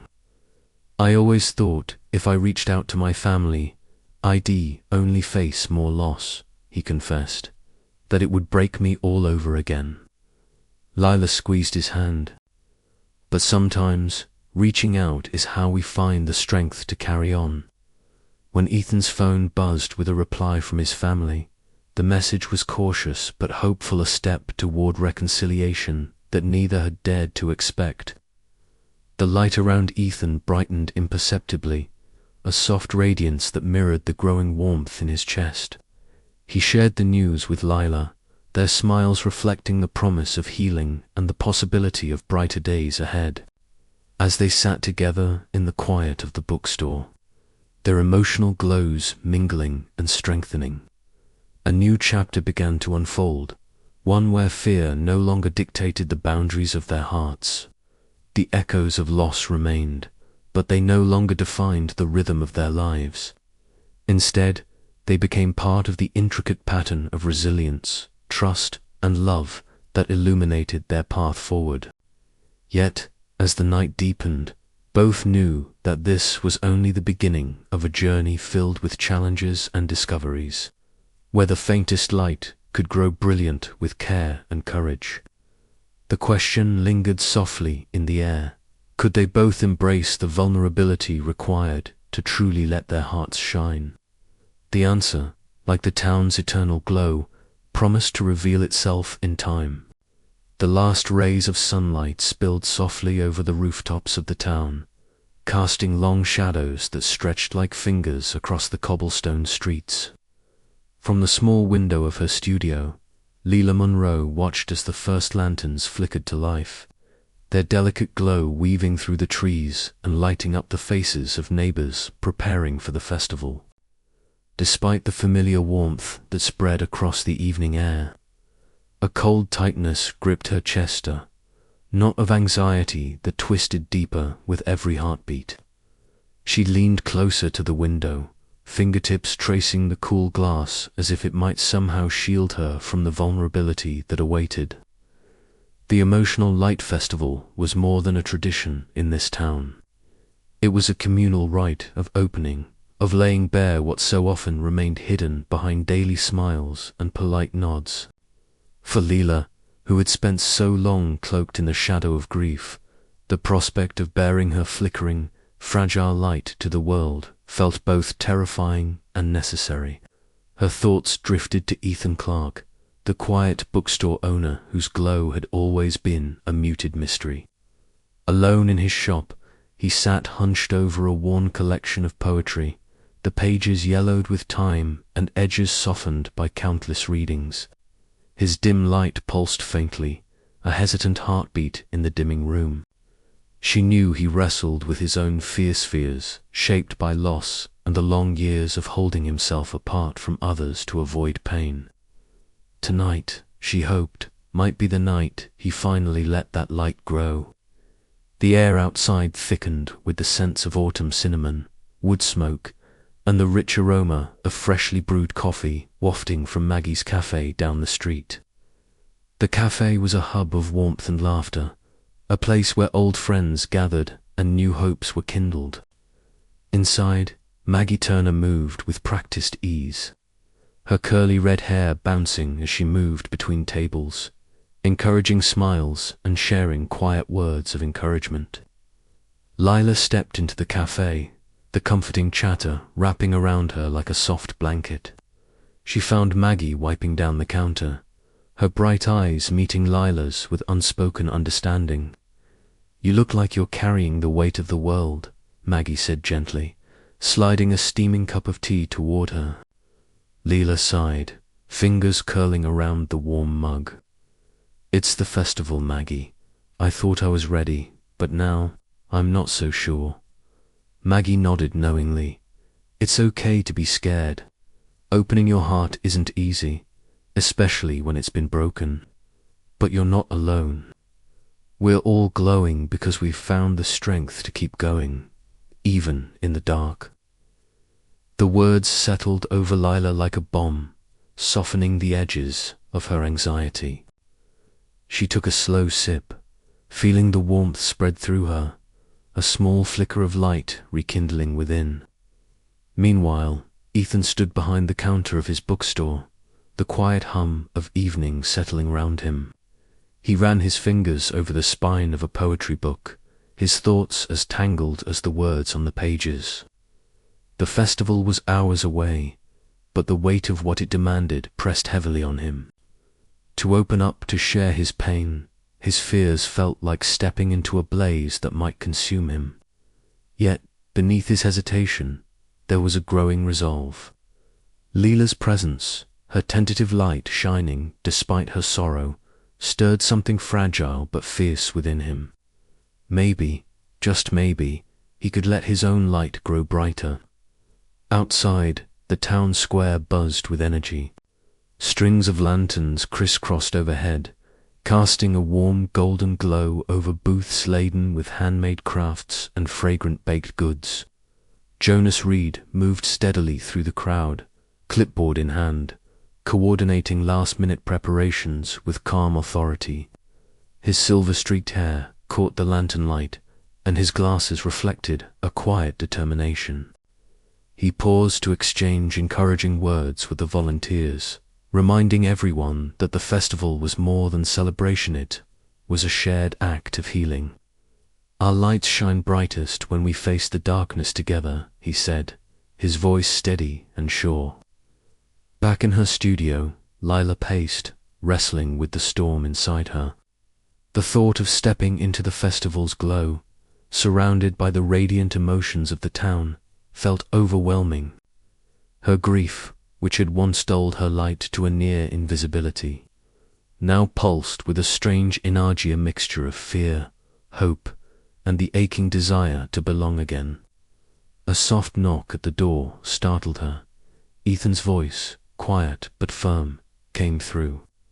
"Can we talk?" She hesitated, then nodded, opening the door to find him standing there, his usual reticence softened by something new, a flicker of vulnerability that matched her own. Together, they stepped into the evening, the lanterns above casting a gentle glow that seemed to wrap around them like a promise. The festival awaited, a night where fears would be faced and hearts laid bare.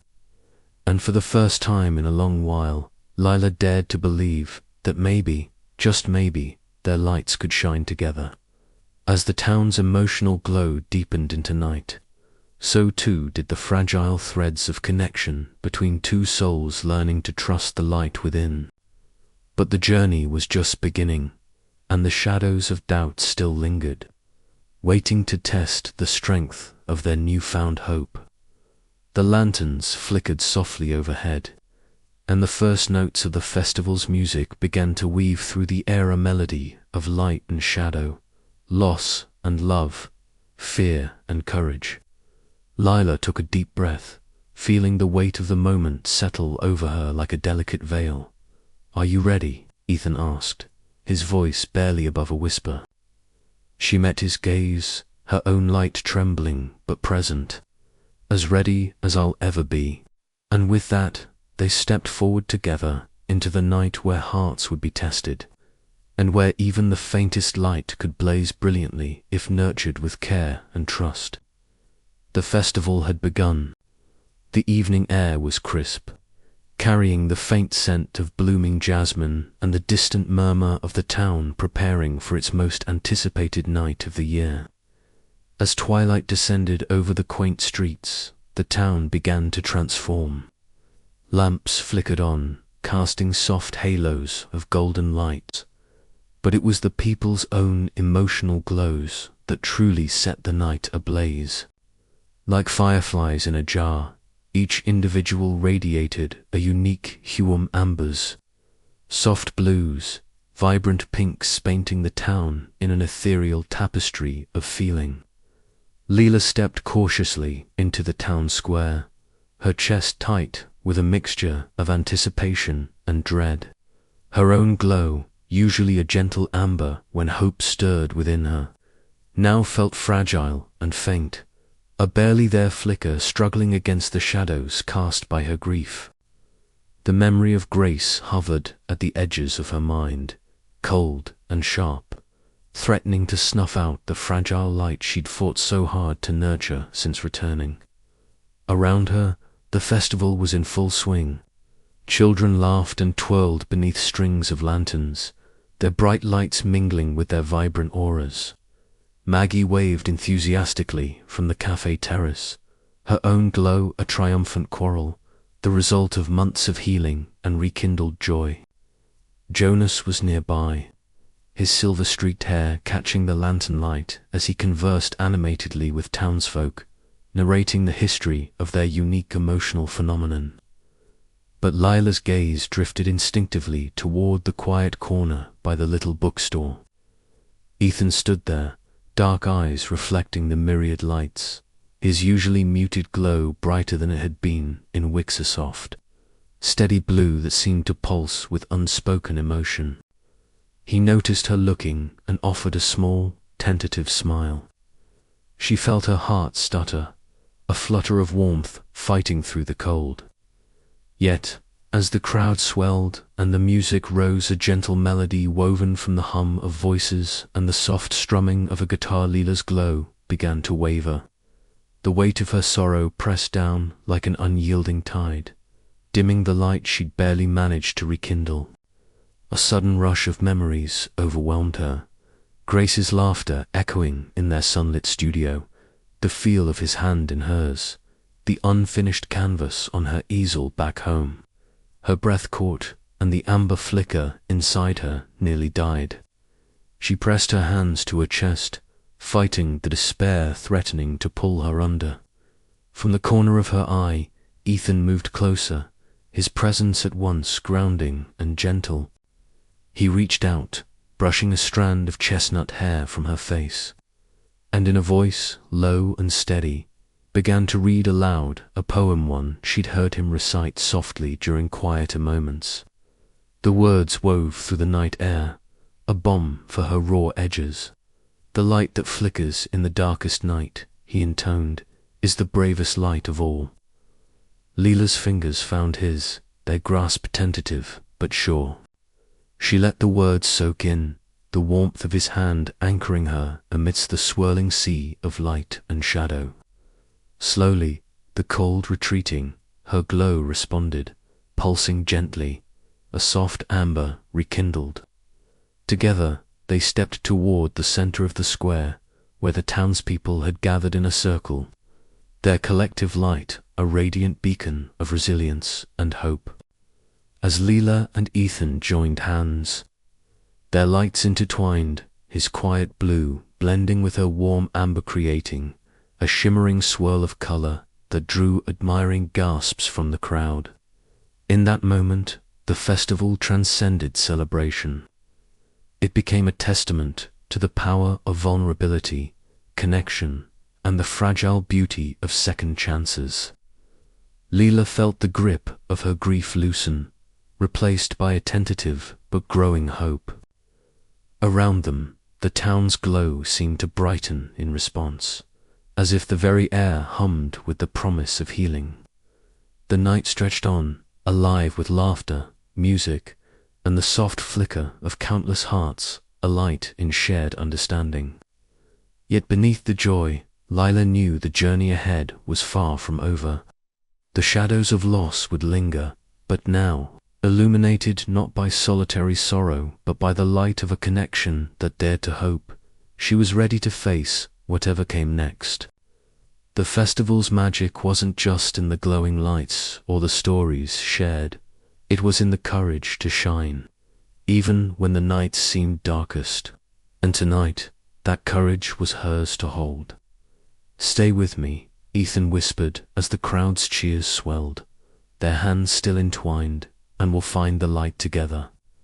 Lila met his gaze, a smile breaking through the melancholy. "Together," she promised, "we'll keep our hearts alight." As the stars wheeled overhead and the town pulsed with radiant hope, the Night of Lights became more than a festival. It was the beginning of a new chapter, glowing brightly against the darkness. The bookstore was quiet, save for the faint rustling of pages and the occasional creak of old wood settling into the evening. Outside, the town's nightly glow shimmered faintly through the large front windows, but inside, a softer, more intimate light bathed the room. A single candle flickered on the small table between them, its flame dancing gently, casting warm shadows that flickered across Ethan's face. Lila sat opposite him, her chestnut hair catching the candlelight, eyes wide and attentive. She had never seen Ethan like this, so open, so exposed. The usual calm reserve that cloaked him like a well-worn sweater was gone, replaced by something raw and fragile. "I've always been afraid," Ethan began, his voice barely above a whisper, "afraid that if I let anyone in, if I let my light shine too brightly, it might just flicker out, that it would be snuffed out by loss again." His hands clenched tightly in his lap, knuckles whitening. Lila reached out instinctively, her fingers brushing against his. The contact sent a small pulse of warmth through her, a rhythm that matched the slow, steady glow beginning to form around him. "It's your sister, isn't it, Ella?" Lila's voice was gentle, not pressing but filled with understanding. Ethan nodded, swallowing hard. "She was everything to me when she died. It was like my light dimmed, and I've been afraid to let it grow since." The vulnerability in his confession was staggering. For so long, Lila had puzzled over his muted glow, the way it seemed almost to resist the town's usual brilliance. Now, she saw it was not a lack of feeling, but a fortress built from fear. "I thought if I could just keep it small, keep it hidden, I could keep myself safe. But it's lonely," he admitted, voice cracking slightly. "Lonelier than I ever imagined." Lila's own glow flickered uncertainly, the grief she carried still a weight on her heart. But in this moment, surrounded by the soft light of candles and the quiet hum of the bookstore, she felt something shift, a fragile thread weaving between them. "I know what it's like to carry a light that feels like it might go out any moment," she said softly, "Grace's memory. It's been my anchor and my storm. But maybe, together, we can find a way to make our light stronger, not despite the pain, but because of it." Ethan's eyes met hers, shining with new warmth. Slowly, the dim glow enveloping him brightened, flickering like a candle caught in a gentle breeze before steadying into a soft, steady flame. Lila's own light pulsed in response, their two lights weaving together in a dance of color and warmth. A silence settled between them, comfortable and filled with promise. The fears they had carried alone for so long now felt lighter, shared between two hearts willing to trust. "Thank you for listening," Ethan whispered, squeezing her hand gently. "Thank you for trusting me," Lila replied, a smile breaking through the shadows that had long haunted her. Outside, the town's glow seemed to brighten, as if reflecting the new light kindling within the bookstore. The night was no longer just a backdrop for sorrow, but a canvas for hope, painted in the intertwined lights of two souls daring to heal. As the candle flickered low, they leaned closer, the quiet warmth between them a promise that even the faintest light, when shared, could shine brilliantly. And in that shared glow, they found a beginning, second chance, bathed in the soft, enduring light of love. But even as their lights grew brighter, questions lingered. Could they sustain this fragile glow against the shadows still lurking? Would the past's weight ever fully loosen its grip? And, most importantly, were they ready to face what the future held together? The answers would come with time, but for now, in the quiet bookstore under the veil of night, Lila and Ethan embraced the hopeful vulnerability of their confessions, ready to step into the light hand in hand. The journey ahead was uncertain, but their hearts at last were alight. The morning light filtered softly through the wide windows of the studio, casting a gentle golden glow that seemed to dance across the scattered canvases and paintbrushes. Lila stood before her easel, heart steady but pounding with a quiet intensity. The painting stretched before her was unlike any she had done since returning. Homer vivid composition of swirling colors and light, embodying the very essence of hope and acceptance she had been struggling to reclaim. Her brush hovered for a moment, trembling slightly, before she laid down the final strokes, a burst of warm amber and glowing white that seemed to radiate from the canvas itself. The image captured the interplay of shadow and illumination, the delicate balance between grief and healing. It was a visual testament to the journey she had endured, the losses she had faced, and the fragile but undeniable strength of new beginnings. Breathing deeply, Lila stepped back and let her gaze linger on the painting. For the first time in months, her emotional glow flickered steadily, not dim, not uncertain, but warm and steady. It was as if the light within her had been coaxed back to life by the very act of creation. A soft knock at the door drew her attention. She turned to see Ethan standing hesitantly in the doorway, the early morning light catching the thoughtful lines of his face. His dark hair was tousled, and the cozy sweater he wore seemed to wrap him in quiet comfort. More noticeable, though, was the subtle change in his glow. Where before it had been faint and muted, now a gentle shimmer of light surrounded him, as if her own courage had begun to kindle something inside him. "I thought I'd find you here," he said softly, stepping inside. His voice was low but steady, carrying a warmth that brushed against the edges of her heart. Lila offered a tentative smile, the kind that spoke of shared understanding and unspoken promises. "I finished it." Ethan's eyes drifted to the painting, his expression opening with something like awe. "It's beautiful. It's more than that," she replied. "It's everything I've been trying to say but couldn't put into words." They stood side by side, the silence between them comfortable and charged with possibility. The weight of past sorrows lingered, but it no longer felt like a chain. Instead, it was a foundation, one that could support something new, something tender and hopeful. Slowly, they moved outside into the quiet streets of the waking town. The sky was a canvas of soft blues and pinks, the first light of dawn promising endless potential.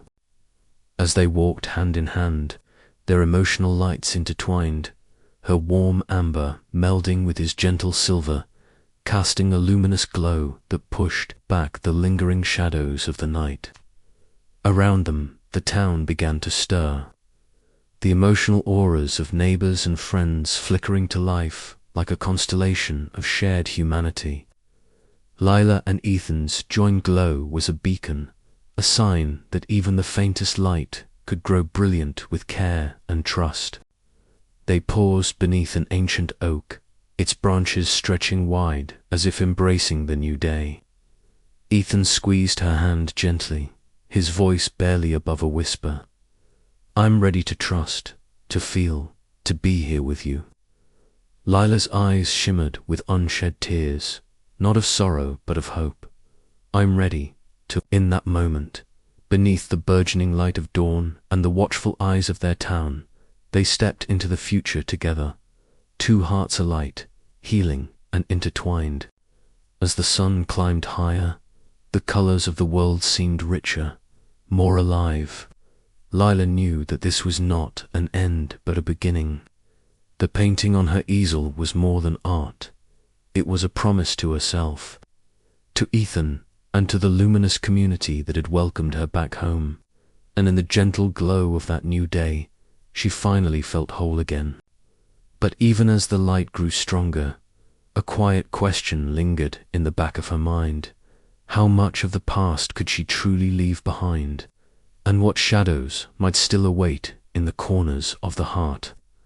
The journey was far from over, but for now, with hearts alight and hands entwined, she embraced the fragile beauty of second chances. The dawn painted the sky with streaks of pink and gold, a silent witness to a love rekindled and a soul reborn.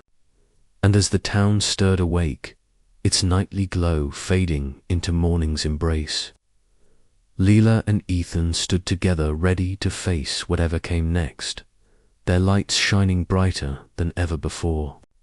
The morning sun slipped gently through the lace curtains of my studio, casting soft beams across the walls and floor. It was a quiet, tender light, nothing like the brilliant glow of the previous night's festival, but it held a warmth that settled deep in my chest. I sat before my easel, brush poised above a fresh canvas, and marveled quietly at how different everything felt. The air was calm, filled with the faint scent of freshly brewed coffee drifting in from the kitchen. My heart pulsed steadily, the glow no longer flickering uncertainly, but glowing with a soft, confident warmth. Ethan appeared in the doorway, a small smile tugging at the corners of his lips. His dark hair looked tousled from sleep, and the familiar cozy sweater he favored hung loosely on his frame. But it was the light around him, subtle, yes, but undeniably brighter than I had seen in months, that caught my breath. He carried 2 mugs of coffee, steam curling upward like tiny ribbons of hope. "Morning," he said quietly, stepping inside and setting a mug beside me. Our fingers brushed briefly, and I felt a spark ripple between us, a pulse of light that seemed to ripple through the room. It was a touch so ordinary, yet somehow extraordinary after everything we had been through. The vulnerability we shared the night before had woven a new thread between us, one that shimmered with promise. "Morning," I replied, voice soft. I took a tentative sip of the coffee, savoring the warmth as it spread through me, mingling with the glow in my chest. Outside the window, the town was already stirring. Neighbors greeted each other with smiles and laughter, their emotional lights blending in a gentle symphony of colors that shimmered under the pale morning sky. The festival had left a trace of magic in the air, a collective sense of healing and connection that lingered even as the lights of night faded. Maggie stopped by the cafe down the street, her curly red hair catching the sunlight as she exchanged cheerful waves with familiar faces. Jonas was already out, organizing a few stray decorations from the festival, his silver-streaked hair shining like a beacon of steadfast tradition. Their presence was a comforting reminder that this town, our town, was more than just a place. It was a community bound by shared light and shared stories. Ethan settled beside me on the porch, the wooden boards cool beneath us. We watched as the town slowly awoke, the glow of each person a testament to the resilience we all carried inside.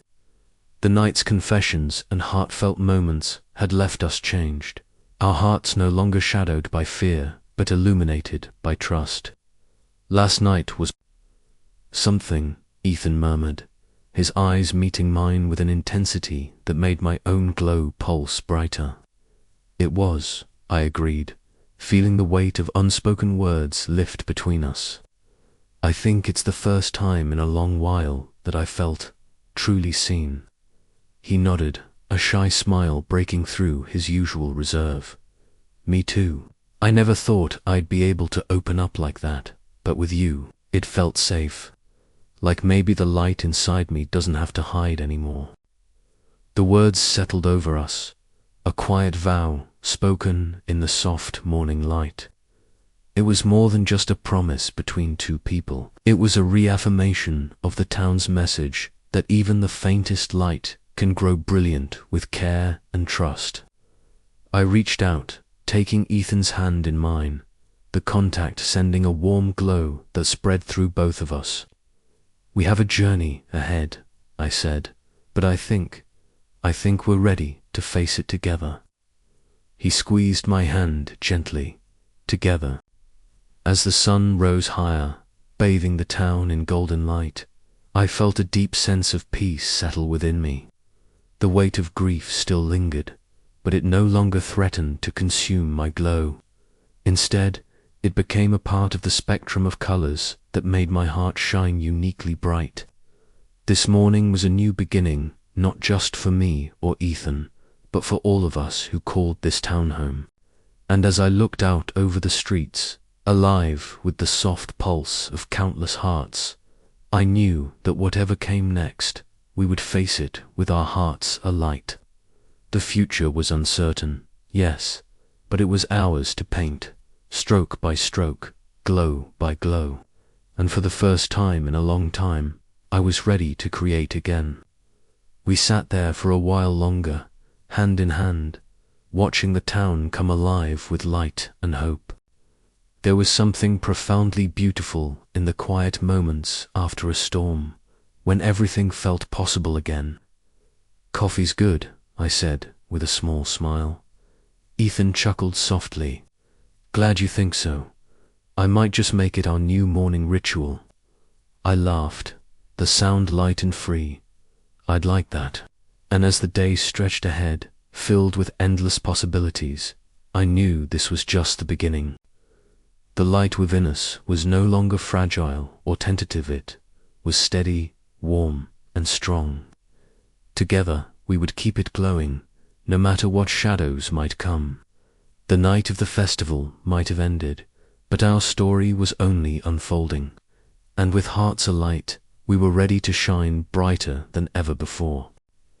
The morning light filtered softly through the sheer curtains of my studio, casting a gentle glow over the scattered brushes and tubes of paint that littered the wooden table. It was a quiet kind of dawn, one that seemed to cradle the world in a hush of possibility. I stood before a large canvas, the surface alive with swirling colors that seemed to pulse with the same ethereal light that bathed the town at night. Each brushstroke was a delicate dance, a conversation between my heart and the memories that still lingered like shadows and warmth intertwined. For the first time in months, maybe even years, I felt a stirring inside me, a flicker of the creative flame that had once burned so brightly. The grief that had dulled my glow was no longer a weight pressing me into silence, but a subtle undercurrent that gave depth to the colors I laid down. Shades of deep indigo and soft amber blended with flashes of vibrant gold, mirroring the emotional spectrum I saw every evening when the town's hearts came alive in radiant light. I paused, stepping back to study the painting. It was imperfect, raw, and yet it held something precious, a testament to the journey I was on, from darkness toward a tentative light. Outside, the distant sound of children's laughter carried on the crisp autumn breeze, mingling with the rustle of fallen leaves. The world felt alive and full of quiet magic. Later that day, I found myself at Ethan's bookstore, a place that had become a sanctuary in its own right. The familiar scent of aged paper and cedarwood enveloped me as I stepped inside, a comforting balm to my restless mind. Ethan was there, seated by the fireplace, a worn book of poetry open on his lap. His dark hair caught the soft glow of the firelight, and his eyes, thoughtful and intense, lifted to meet mine with a warmth that had grown steadily over the weeks. He began to read, his voice low and steady, each word flowing like a gentle river over smooth stones. The poem spoke of loss and hope, of light found in unexpected places, and as I listened, I felt the dim pulse of his emotional glow flicker to life, quiet but undeniable. The room seemed to shrink around us, cocooning us in a shared moment of understanding and trust. For the first time, the distance between our guarded hearts felt less like a chasm and more like a bridge. Encouraged by this fragile connection, I invited a small circle of friends to Maggie's cafe that evening. The walls, adorned with local artwork and vibrant colors, seemed to hum with life. Among the familiar faces, Maggie's bright red curls and infectious smile were like a beacon of joy, her own glow radiant as ever. When I unveiled my latest paintings, the room fell into a hush, the air thick with appreciation and quiet awe. Each canvas was an attempt to capture the intangible, the way our emotions shimmered and danced in the night air, the interplay of grief and healing, the fragile beauty of second chances. As the guests murmured their praise, I felt a swell of warmth spread through me, a steady flame replacing the flickers of doubt. Maggie reached across the table, squeezing my hand with a fierce tenderness, her eyes shining with shared triumph. In the days that followed, I took long walks along the riverbank with Jonas. His silver-streaked hair caught the late afternoon sun as he spoke of the town's history and the mysterious origins of our emotional glow. The water mirrored the pastel sky, soft ripples whispering secrets as we wandered beneath the old oaks. Our conversations wove together the past and present, grounding me in a sense of belonging I hadn't realized I'd been craving. Through it all, Ethan was a constant presence, quiet, patient, and increasingly open. His glow, once a faint ember, now shimmered with a gentle amber light that seemed to pulse in rhythm with my own. We shared moments of laughter and silence, poetry and paint, slowly unraveling the layers of fear and grief that had kept us apart. That night, as I sat alone in my studio, I gazed at the canvases lining the walls, each one a chapter of my healing story. The colors danced and shimmered, a visual symphony of light and shadow, loss and love. It was as if my soul was finally speaking out loud, in hues and textures that words alone could never capture. Outside, the town's emotional glow began to rise with the setting sun, a tapestry of radiant hearts illuminating the streets. I felt my own light steady and sure, a beacon shining not just for myself but for the fragile, beautiful community that had welcomed me back. And somewhere in the quiet hush of the evening, I knew this was only the beginning. But as the night deepened, a subtle nervousness stirred within me, a question without an answer. Would this renewed passion, this delicate light I was nurturing, be enough to face the challenges still ahead? The shadows of doubt, though softened, still lingered just beyond the glow. I set my brush down and looked out the window, the town alive with shimmering hearts and hopeful whispers. Tomorrow I would paint again. Tomorrow I would try to let my light shine even brighter. The warm light of Ethan's bookstore was a haven in the cool evening air, the scent of aged paper and fresh coffee mingling in the small space. Ethan sat on the worn wooden bench by the window, the phone cradled in his hand. His fingers trembled slightly, not from the chill, but from the weight of the moment. The dim glow of his emotional light flickered uncertainly, a reflection of the turmoil inside him. For years, that light had remained muted, shadowed by the loss of his sister Ella and the silence that followed. Tonight was different. Tonight, he was reaching out. Outside, Lila's presence was a quiet anchor. She stood just beyond the glass, her paint-stained clothes catching the soft lamplight. Her own glow, once dimmed by grief, now pulsed with a gentle steadiness. She watched Ethan's silhouette, every breath he took a testament to the courage it took to confront his past. Without a word, she sent him all the strength she could muster. Ethan's thumb hovered over the call button before he pressed it decisively. The line rang, each tone echoing through the quiet shop. When finally answered, a familiar yet distant voice greeted him, his mother. The years of silence hung thick between them, but Ethan's voice was steady, deliberate as he spoke. "Mum, it's me. I've been thinking a lot about Ella lately." There was a pause, a breath held across the miles and memories.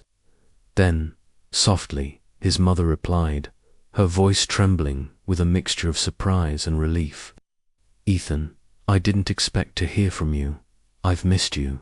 The conversation unfolded slowly, punctuated by pauses heavy with unspoken pain and shared loss. They spoke of Ella, the bright, youthful light who had been taken to Sunand, the grief that had fractured their family. Words that had once seemed impossible to say now bridged the gap, tentative but sincere. Ethan felt the flicker in his glow grow steadier, warmed by the fragile hope of reconciliation. Later, back in Lila's studio, the air was thick with the scent of oil paints and fresh canvas. They sat side by side, a quiet comfort settling between them as they shared a cup of tea. The mingling of their emotional lights created a soft, warm aura that filled the room, a tangible symbol of their growing bond. Lila looked at Ethan, her eyes reflecting the depth of her support. "You did something brave today," she said gently, reaching out like that's the first step toward healing. Ethan nodded, a tentative smile breaking through. "It's scary, but I want to try. For Ella, for myself, and for us." Their conversation drifted toward forgiveness and second chances, the themes that had come to define their journey. In the quiet intimacy of the moment, they found not only solace, but the promise of a future where their lights could shine uninhibited. As the night deepened, the town's luminescence outside their windows mirrored the transformation within. The emotional glow that had once seemed so fragile now burned with newfound strength. In that small studio, surrounded by colors and memories, Ethan and Lila took another step forward together. But even as hope blossomed, the shadows of doubt lingered at the edges, whispering questions of whether past wounds could ever truly fade. Yet, for the first time in a long while, those whispers were met with a resolute, lighter, shared determination to build bridges where once there were walls. The night was far from over, and their story was just beginning to unfold anew. The night had wrapped the quaint town in its familiar blanket of stars and glowing auras, the emotional light of its people casting a gentle shimmer over every rooftop and cobblestone street. Lila found herself once again drawn to the quiet refuge of the wooden bench overlooking the heart of the town, the same spot where she and Ethan had shared so many small, unspoken moments before. Tonight, the air was cool with a hint of early autumn, carrying a faint scent of damp earth and distant wood smoke that settled softly around them. Ethan sat beside her, his presence calm, steady. Neither spoke at first, letting the silence stretch comfortably between them, filled only by the soft hum of the town's collective glow and the occasional rustle of leaves stirred by a gentle breeze. Their shadows merged beneath them, long and dark, a contrast to the light that flickered faintly from their chests. It was a light that had once been so dim, so guarded, but now it pulsed with a quiet resilience, tentative yet growing. "I've been thinking," Ethan finally broke the silence, his voice low and careful, "about how much easier it is to hide in the shadows. Sometimes it feels safer not to let anyone see the cracks, but I'm learning. Maybe the cracks are where the light comes in." Lila turned to him, catching the flicker of vulnerability in his thoughtful eyes. "I know what you mean. she said softly. It's terrifying to open up, especially when you've been hurt. But I've realized that if I don't try, I'll never move past the grief or find joy again. Their hands found each other's, fingers intertwining naturally, grounding them in the moment. The dim glow between them brightened just a fraction, as if their shared courage fed the light.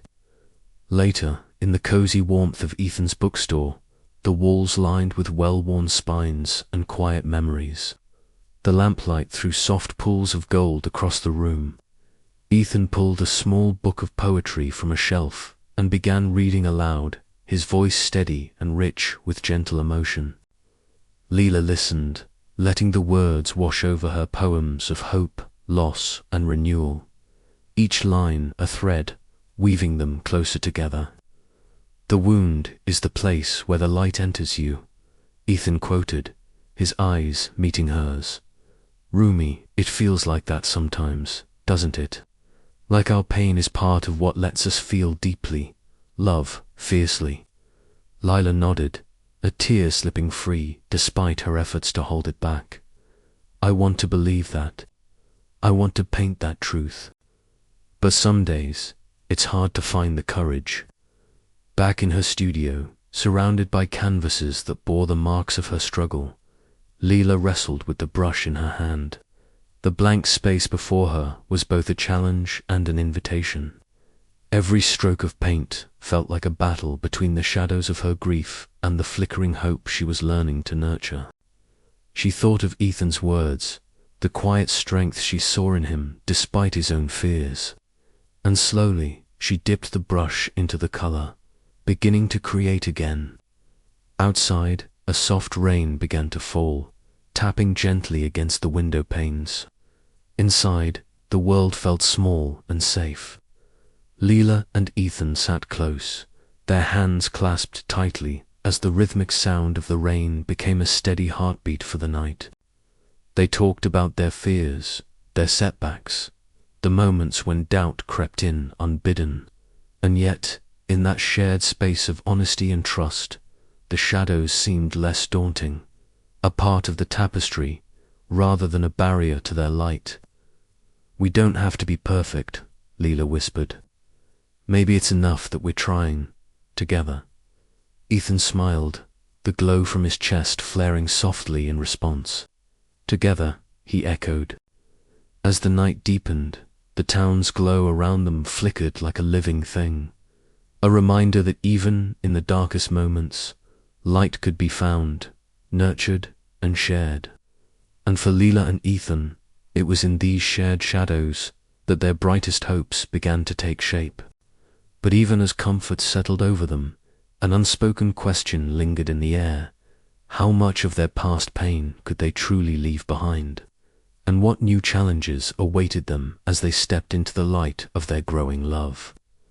The answer, like the town's glow, was waiting to be discovered, one flicker at a time. The morning light filtered softly through the tall windows of my studio, casting gentle shadows over the scattered canvases and tubes of paint that littered the floor. I stood in front of the easel, brush poised in hand, staring at the blank canvas as if it held the answers to questions I had been too afraid to ask.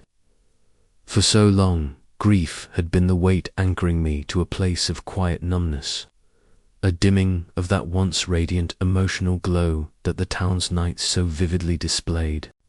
But today felt different. Today, I was ready to face the shadows. I dipped the brush into a pool of deep blue, the color of twilight and sorrow, and laid the first stroke across the canvas. It was heavy, deliberate, a confession in pigment. Memories of Grace whispered through my mind, his laughter, the curve of his smile, the suddenness of his absence. Each stroke was a step closer to that delicate balance between holding on and letting go. Around me, the studio seemed to breathe with me, the familiar scent of oil paint and turpentine mingling with the crisp morning air. Hours passed, though I scarcely noticed. The colors began to shift. The dark blues softened into warm ambers and golds, hues that spoke of hope and healing. My hand moved with new purpose, guided by a quiet determination that surprised me. The glow I felt inside was steady now, no longer flickering with doubt or fear, but grounded in peaceful acceptance. This painting was not just a piece of art. It was my manifesto, my way of telling the world and myself that I was ready to live again. Later, I found myself in Maggie's cafe, the comforting clatter of cups and the rich aroma of coffee wrapping around us like a familiar embrace. Maggie's bright red curls bounced as she smiled, her eyes shining with encouragement. "You look different," she said, her voice warm, "like you found a piece of yourself you thought was lost." I laughed softly, feeling a lightness I hadn't known in a long time. "I'm learning to paint my grief instead of running from it." She reached across the table, squeezing my hand. "That's brave, Lila, and it shows. Your glow, it's steady, it's real."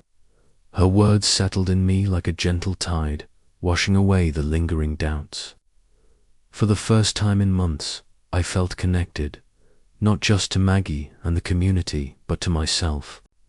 That evening, Ethan and I walked together along the softly glowing streets of the town. The familiar lights shimmered around us, casting a warm glow that felt like a tangible thread weaving us closer. Our hands brushed, a small spark that sent a comforting warmth through me. We talked not about the past pain that had haunted us, but about the future, tentative and uncertain, but full of possibility. "I'm afraid sometimes," Ethan admitted quietly, his voice barely above the rustling leaves. "Afraid that opening up means risking everything I've tried to protect." I nodded, feeling my own fears mirrored in his. "But maybe it's worth the risk. Maybe that's how we find the light again." His eyes met mine, a flicker of something unspoken glowing there. In that moment, the town's lights seemed to pulse in time with our hearts, a silent promise of second chances. Later that night, I stepped onto the porch, the cool air wrapping around me as I looked out over the town bathed in its nightly glow. The emotional lights flickered gently, townspeople's hearts shining in myriad colors. I breathed deeply, feeling the warmth within myself, a glow no longer fragile or uncertain, but steady and sure. I thought of Grace, of all I had lost and all I still had to gain. The painting waiting in my studio was more than a work of art. It was a testament to the power of letting go while holding close the memories that shape us. I was ready to live fully again, to love, to create, to shine. And as the night deepened, with the town's lights like stars fall into earth, I whispered to the darkness, "I am here, I am ready." The journey was far from over, but for the first time in a long time, I felt the steady warmth of hope glowing within me, a light that would not be extinguished. I turned back inside, the door closing softly behind me, ready to face whatever dawn might bring. The subtle chime of the bookstore's bell echoed as Ethan stepped inside, the familiar scent of aged paper and polished wood wrapping around him like a comforting embrace. Tonight, the shop was quiet, but for a small gathering of familiar faces, invited by Maggie to share in a moment of warmth and connection. Ethan's heart pulsed gently, the light within him a soft amber glow that seemed to flicker with nervous anticipation. He cleared his throat softly, feeling the weight of eyes on him, not with judgment, but with expectation and kindness. Taking a deep breath, Ethan reached for a slim volume of poetry resting on the counter. The words within had long been a refuge, a way to express what he often found hard to speak aloud. As he began to read, his voice steady but tender, the light in his chest began to grow, a steady flame replacing the hesitant flicker it had been for so long. "Even in the shadows, there's a light that never dies," he recited, the poetry resonating deeply with the emotions he had kept locked away. Each stanza revealed pieces of his guarded soul, the loss of Ella, his fears of opening up, the loneliness that had dimmed his glow for years. But here, surrounded by friends who understood, his light was no longer a faint whisper. It was a beacon. Lila sat nearby, her eyes fixed on Ethan with a blend of admiration and something softer hope. Her own glow, which had wavered through months of grief, pulsed a little stronger in response to his vulnerability. The rain pattering gently against the window pane mingled with the quiet murmur of voices, creating a cocoon of intimacy within the bookstore's walls.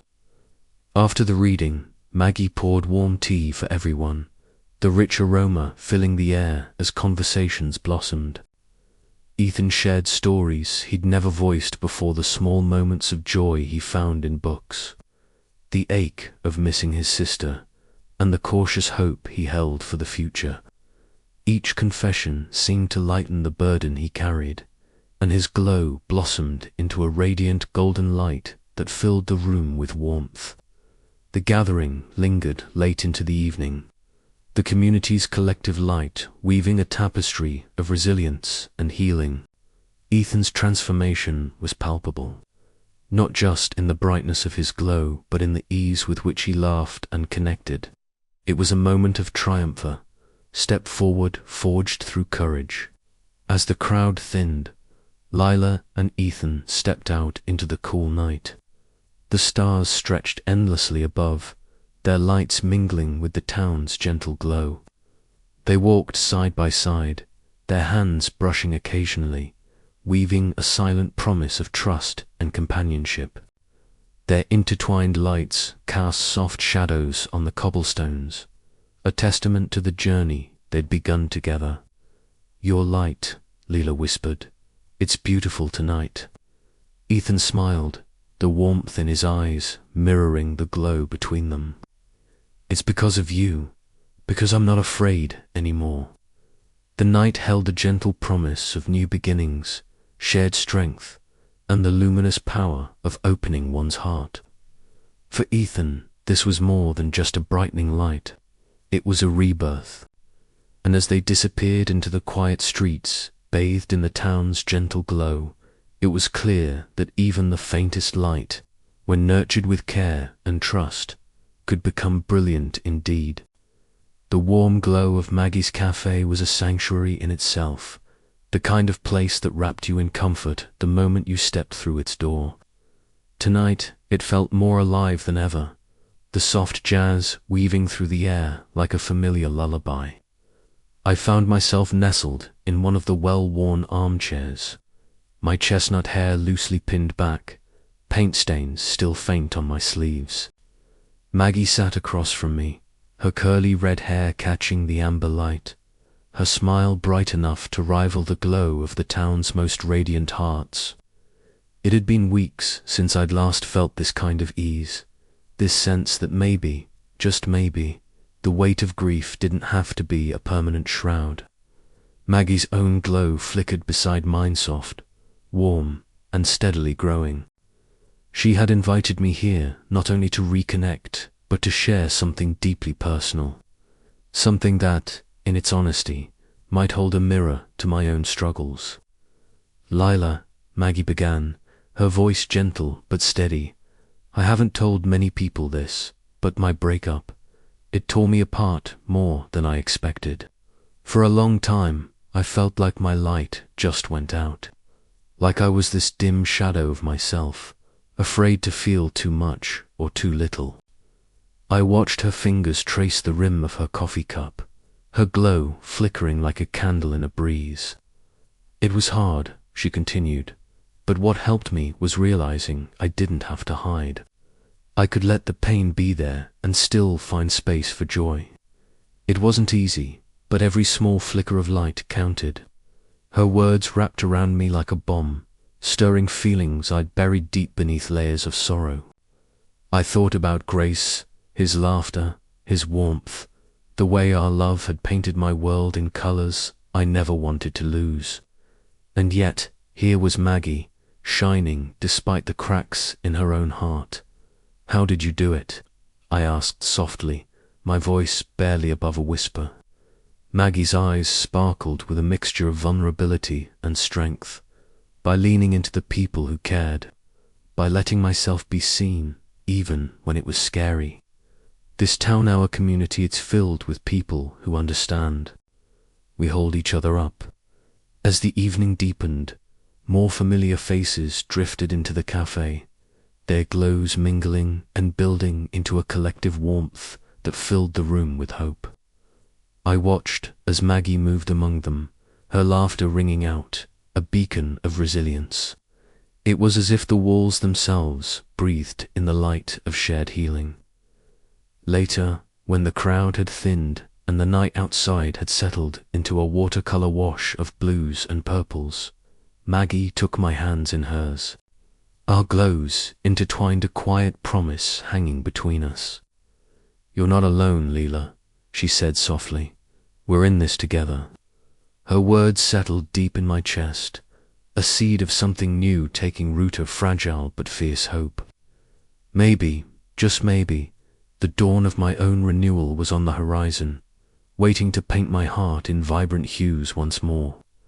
As I left the cafe that night, the cool air kissed my cheeks, and I looked up to see the town's emotional lights pulsing gently in the darkness. For the first time in a long time, my own glow felt like it might flicker back to life, steady, warm, and ready to shine again. But even as the promise of healing whispered through the night, I knew the journey was far from over. There were still shadows to face, fears to confront, and the fragile dance of vulnerability to master. Yet with Maggie's friendship and the strength of our community, I felt prepared to step into whatever came next, heart alight with the possibility of new beginnings. The night wrapped around me like a soft embrace, carrying the scent of rain and hope. And as I walked home beneath the stars, I couldn't help but wonder, could I truly learn to glow again? Not despite my grief, but because of it. The answer, I sensed, was waiting in the light we shared and in the courage to be seen. Just as I was about to close my door, a gentle knock stopped me. It was Ethan, standing quietly in the glow of the porch light, his dim light flickering faintly brighter as our eyes met. "Mind if I come in?" he asked, voice low but steady.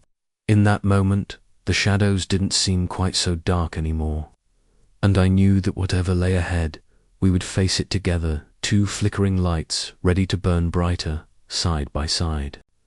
The air was thick with the scent of old paper and polished wood as Jonas Reed pushed open the heavy oak door to the town hall's archives.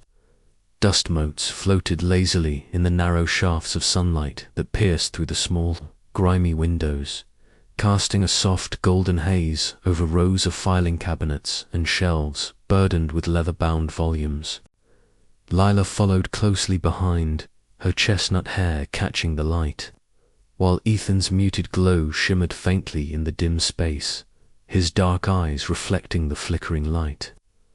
"I've been meaning to show you both this," Jonas said, his voice low and reverent. "It's a manuscript I found hidden among some old town records last week. No one's seen it in decades." Curiosity pried at Lila's heart, urging her forward as they gathered around a battered wooden table. Jonas carefully removed the fragile book, its cover cracked and faded, pages yellowed with age.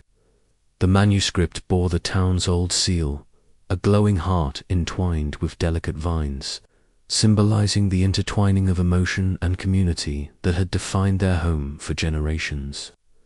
"This," Jonas began, "is an account of the original ritual that the founders of our town celebrated, a ceremony, embracing emotional vulnerability as a path to healing and connection."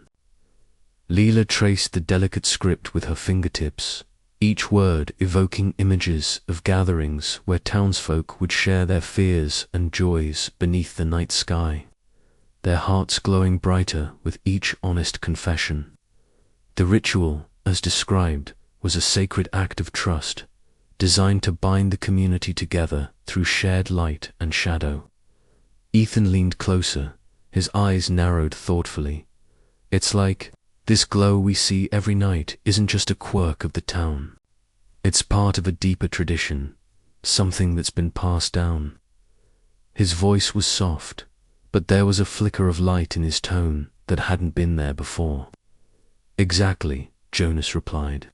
And understanding that history, I think, can help us all appreciate how important it is to keep this openness alive, not just in the festival, but every day.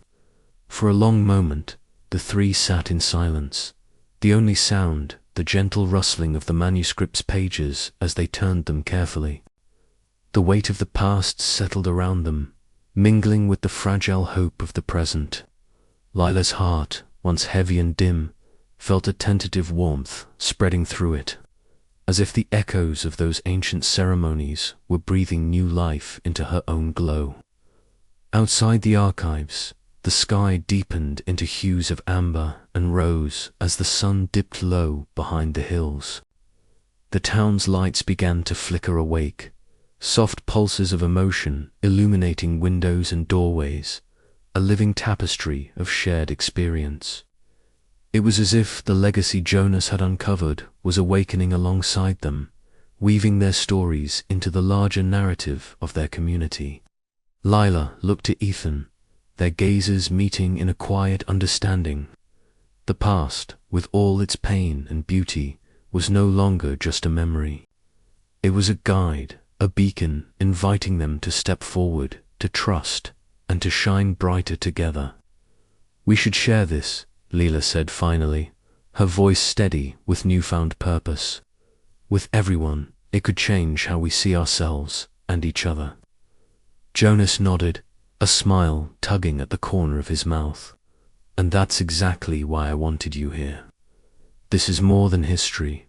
It's a reminder that even the faintest light can grow brilliant with care and trust. As they closed the manuscript and prepared to leave the archives, the evening air greeted them, cool and comforting. The town's glow pulsed stronger, as if welcoming the revival of an ancient truth. That healing was not a solitary journey, but a communal dance of light and shadow, each heart a vital thread in the tapestry of life. With this revelation, Lila felt a surge of hope, an ember rekindled within her soul. The festival was coming, and this year it would shine brighter than ever before. Together they would honor the past, embrace the present, and illuminate the path forward, with hearts alight. The evening air was crisp, but welcoming as the townspeople trickled into Maggie's cafe, each carrying their own shimmering light that painted the room with hues of hope and healing. The familiar creak of the wooden door was accompanied by laughter and greetings, a symphony of voices blending seamlessly with the soft jazz playing in the background. Maggie's cafe, usually a quaint refuge during the day, now pulsed with an energy that was both electric and tender, a perfect stage for the night's celebration. Lila stood near the entrance, her chestnut hair catching the warm glow of the overhead string lights. Her eyes, expressive and bright, scanned the room as she felt the gentle pulse of her own emotional light, now steady and warm, a stark contrast to the dimness that had haunted her since Grace's passing. The paint stains on her worn clothes seemed almost to shimmer in the soft illumination, a testament to her rekindled passion. Ethan was already there, leaning against the far wall beside the rows of bookshelves he so carefully curated. The quiet intensity in his thoughtful eyes met Lila's gaze, and she saw his glower, soft, golden hue flicker and grow stronger as their eyes locked. His dark hair tousled slightly, and the cozy sweater he wore seemed to envelop him in a comforting embrace, much like the one he had offered her these past weeks. Maggie bustled through the room, her curly red hair bouncing with each step, her bright smile contagious. She moved from group to group, offering warm embraces and heartfelt words that seemed to ignite the emotional light in everyone she touched. Sammy, her younger brother, darted around with youthful enthusiasm, his glow a vibrant blue that seemed to pulse with the promise of the future. Jonas Reed took his place near the fireplace, adjusting his glasses as the room gradually quieted in anticipation. His silver-streaked hair caught the light as he began to speak, weaving tales of the town's history steeped in the magic of emotional light. His voice was steady, carrying the weight of generations, and the listeners' glows responded in kind, pulsing rhythmically as if in unison with the story. Lila found herself drawn to Ethan, and together they moved toward a window that framed the moonlit town outside. Their glows mingled, casting gentle hues of amber and rose across their faces. "I never imagined this night," Lila whispered, her voice trembling slightly with emotion, "that we'd all be here, sharing this light." Ethan smiled, a rare softness touching his features. "Neither did I, but maybe that's what this town does brings light to the spaces we thought were forever dark." Their hands brushed, sending a ripple through their intertwined glows that warmed them from within. Around them, laughter bubbled up again as Maggie and Sammy led a spontaneous song, their voices blending with the gentle clinking of glasses and the soft rustle of pages from Ethan's books. As the night deepened, stories were shared of loss, of hope, of second chances. Each confession was met with understanding and light, the emotional auras weaving together into a tapestry that spoke of resilience and connection. Lila's heart felt fuller than it had in years, buoyed by the knowledge that she was not alone. The gathering began to wind down, but the warmth lingered, a promise etched into the very air. Standing beside Ethan, Lila looked round at the faces illuminated not just by the cafe's lights, but by the undeniable glow of shared healing. "This is a night to remember," she said softly, a smile breaking through the last shadows of her grief. Ethan nodded, his eyes shining as brightly as the town's collective light. "And just the beginning." Outside, the stars twinkled as if in agreement. The night itself, holding its breath in reverence for the fragile, brilliant light nurtured within this small, luminous town. And as the dawn approached, the promise of a new day shimmered like a beacon, one that would carry Lila, Ethan, and their community forward, together with hearts alight. The evening's warmth settled deep into Lila's bones as she stepped out into the cool night air. The soft glow of the cafe fading behind her, but the feeling of connection glowing brighter than ever within her. Her steps were lighter, each one carrying her further from the shadows of grief and closer to the light of possibility. The town around her hummed with gentle radiance, a living reminder that even the faintest spark, when nurtured with care and trust, could blaze into something truly magnificent. "Come back inside," Ethan's voice called softly from the doorway. Lila paused, then turned with a smile that reached her eyes. "I think I will." Together, they walked back into the heart of the light, ready to face whatever the future held, united, hopeful, and illuminated by the night to remember. The sky above the quaint town was a canvas of fading twilight, soft hues of lavender and rose bleeding into the deepening blue of evening. Lila and Ethan found themselves once again perched on the familiar wooden bench overlooking the heart of the town, where the gentle glow of emotional lights shimmered like a constellation come alive. Their auras, once solitary and muted, now pulsed in gentle synchrony, weaving a tapestry of light that felt both fragile and fiercely alive.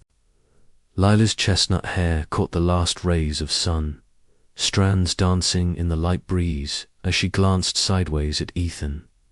His dark eyes met hers, a quiet intensity glowing in their depths, mirroring the warmth beginning to unfurl within her own heart. It felt surreal, this shared rhythm of light and feeling, a reminder that even after so much grief and shadow, connection could still spark brilliance. You ever think about how much light we all carry inside us? Ethan's voice was low, almost a whisper that mingled with the evening air. Sometimes it's hidden, sometimes it's blinding, and sometimes it just needs someone else to help it shine brighter. Lila smiled softly, the first genuine one in days. I think I'm starting to understand that. That maybe light isn't just something we have to find alone. Earlier that afternoon, nestled amid the comforting scent of old paper and polished wood, Ethan had read a poem aloud in his bookstore. His voice, steady and warm, wrapped around Lila like a soft blanket. The words spoke of loss and hope, shadows and illumination, and as she listened, she felt the walls she had built around her heart begin to crumble. The dim glow that had long hovered uncertainly around her flickered with new life. They had stayed long after the last customer left, the silence between them comfortable, filled with unspoken understanding. Ethan's eyes had flicked to hers more than once, a subtle invitation that Lila found herself eager to accept. Now, under the vast expanse of the starlit sky, a small fire crackled outside Lila's studio. The warmth of the flames mingled with the gentle hum of the town's nightglow, creating a cocoon of serenity and possibility. They shared stories and dreams, their voices weaving together like threads of gold and silver in the night. Lila spoke of her hopes to capture the town's emotional light in her paintings, to translate the intangible into color and form. Ethan shared memories of his sister, Ella, the pain her loss had etched into his soul, and how facing that grief had led him here, to this moment, to her. Their hands found each other in the flickering firelight, tentative at first, then with growing certainty. The combined glow of their hearts brightened noticeably, casting a golden hue over their faces. It was a light born of trust, of shared vulnerability, and the quiet promise of new beginnings. Together, Ethan murmured, we can shine brighter than either of us ever could alone. Lila nodded, her heart swelling with an emotion that was part relief, part exhilaration. Then let's not be afraid to let that light grow. As the night deepened, the town's gentle glow seemed to pulse in harmony with their joined light, the beacon of hope in the darkness, a testament to the power of connection and healing. The path ahead was uncertain, but for the first time in a long while, Lila felt ready to walk it with Ethan's hand in hers, and their hearts alight. Their story was no longer one of solitary grief, but of shared strength and radiant possibility. And as the stars blinked softly overhead, the promise of tomorrow shimmered just within reach. And yet, beneath that hopeful glow, an unspoken question lingered in the quiet night air. How far would they be willing to go to protect this fragile light they had found? The answer, as always, would be written in the coming days, one glowing heartbeat at a time. The porch creaked softly beneath us as we settled into the worn wooden chairs. The night sky sprawled above like an endless tapestry of twinkling stars. The town was quiet now, the gentle hum of distant laughter and the faint scent of jasmine weaving through the cool air. I glanced over at Ethan, his dark eyes reflecting the starlight, a soft glow pulsing faintly around him, brighter than before, but still subdued, like a candle fighting the breeze. It's peaceful out here, I breathed, feeling the weight of the day ease just a little. Sometimes I forget how quiet the night can be when you're not chasing shadows. He offered a small smile, the kind that didn't quite reach his eyes but was honest all the same. I think the quiet helps us hear what we're really feeling. At least, that's what I hope. I nodded, my chest tightening with the honesty of that hope. It was strange, this dance we'd been doing to people with glowing hearts, trying to navigate the fragile light of second chances. "Do you think we're ready?" I asked softly. "Ready to face what's next?" Ethan's gaze dropped to the interlaced fingers resting between us, his dim glow flickering uncertainly. "I don't know if anyone's ever truly ready for the future, Lila, but maybe what matters is who we choose to face it with." The words settled around me, warm and steady, like a promise. I squeezed his hand, feeling the faint pulse of his light mingle with mine. "I want to try," I said. "Not just to try to heal, but to live, to really live." He nodded, and the silence that followed was comfortable, filled with unspoken understanding.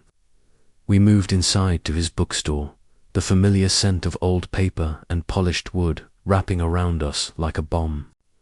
The amber glow of the lamps cast gentle shadows across the shelves, creating a quiet sanctuary from the world outside. Ethan pulled out a worn volume of poetry, flipping through the pages until he found a passage he wanted to share. His voice was low and steady as he read, the words echoing softly between us, weaving threads of hope and longing through the still air. As he spoke, I felt my own glow pulse, not with sorrow, but with something lighter, something that resembled hope. The past was always there, a shadow at the edge of my light, but tonight it felt less like a burden and more like a part of the whole. A gentle breeze drifted through the open window, carrying the scent of jasmine from the garden below.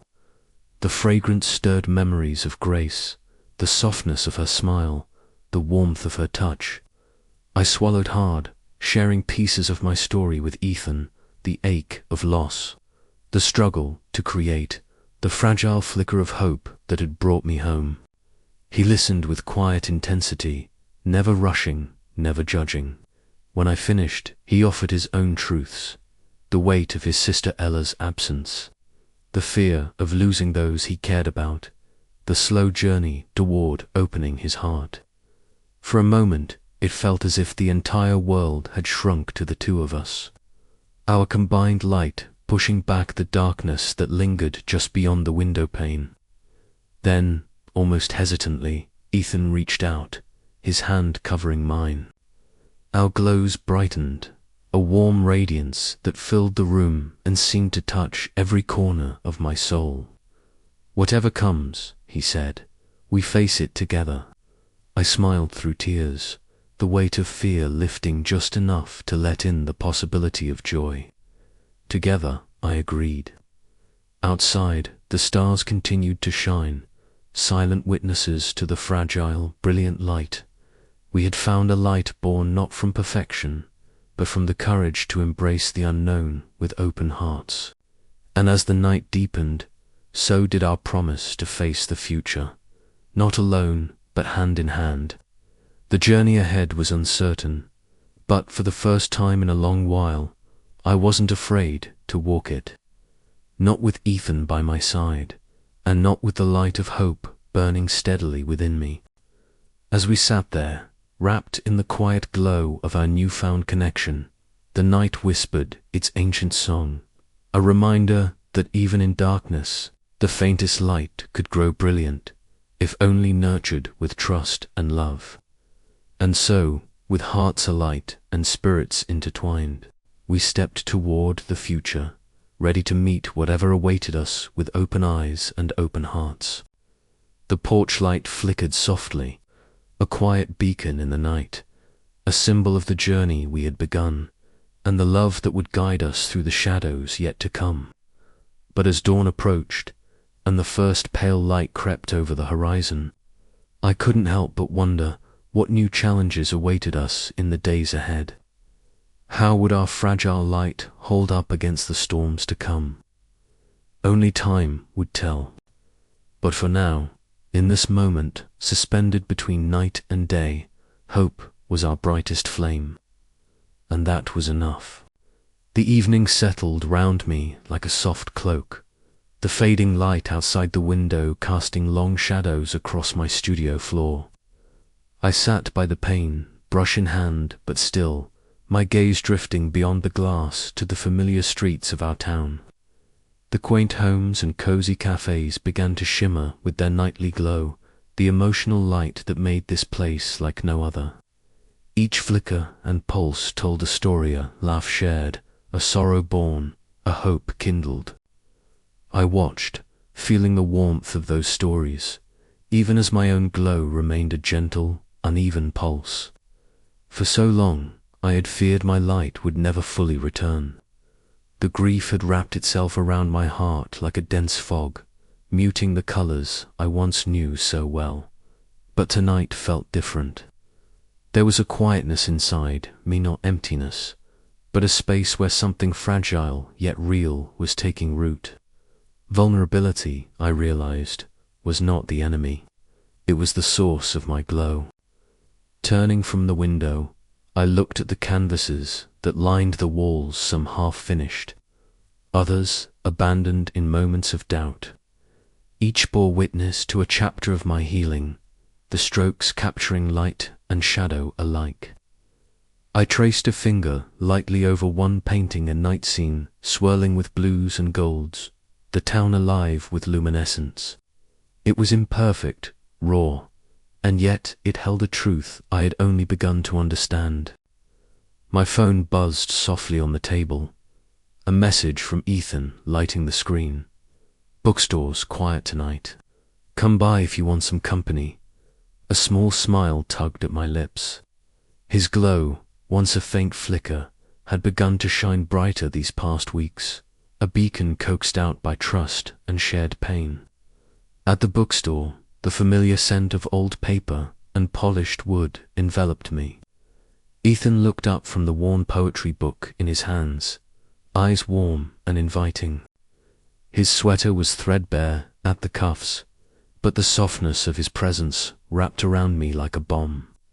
We settled into a nook between tall shelves, the dim light casting soft halos around us.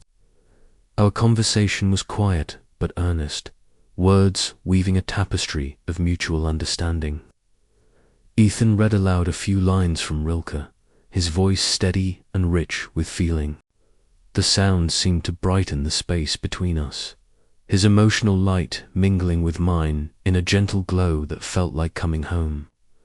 As the night deepened, I found myself speaking more freely than I had in months, sharing fears and hopes tangled with the memories of grace. Ethan listened without judgment, his own vulnerabilities unfolding in the spaces between our words. It was in this shared openness that I truly felt the glow within me alive, flickering, yet no longer fragile. Walking home under the vast, star-studded sky, the town's emotional lights shimmered like a sea of tiny lanterns, each a testament to resilience and connection. I paused beneath the ancient oak tree in the square, the branches stretching wide above me, leaves whispering softly in the evening breeze. Ethan joined me, his hand finding mine, fingers intertwining naturally. Our lights danced together, a warm blend of amber and soft blue, a visual symphony of the journey we'd traveled from isolation to intimacy, from fear to hope. In that moment, I understood that the glow within was not a fixed flame, but a living thing, shaped by love, loss, and the courage to be seen. The night hummed with possibility, the promise that even amidst shadows, light could grow brighter. And as we stood there, hearts alight and unguarded, I knew that my story was no longer defined by grief alone, but by the strength of embracing who I was, imperfect, vulnerable, and beautifully alive. Tomorrow would come with its challenges, but for now, beneath the gentle glow of our town and each other, I was home, and in that glow I found the courage to keep shining. The journey was far from over, but the light within me was steading ready to face whatever dawn would bring. The night wrapped the town in a velvet quiet, the kind that came just after the last hum of day faded, and before the festival's first lights kindled. Lila found herself wandering toward the town square, drawn by the soft flicker of street lamps, and the gentle pulse of emotional glows around her. Ethan was already there, seated on the weathered bench beneath the old oak tree. His figure cast in a muted light that somehow still pulled her in. She hesitated a moment before settling beside him, the familiar creak of the wood beneath them grounding her in the present. Their auras, usually so vivid in others, were delicate here, fragile threads of light weaving between them. A cool breeze stirred the amber leaves around their feet, whispering secrets of seasons past.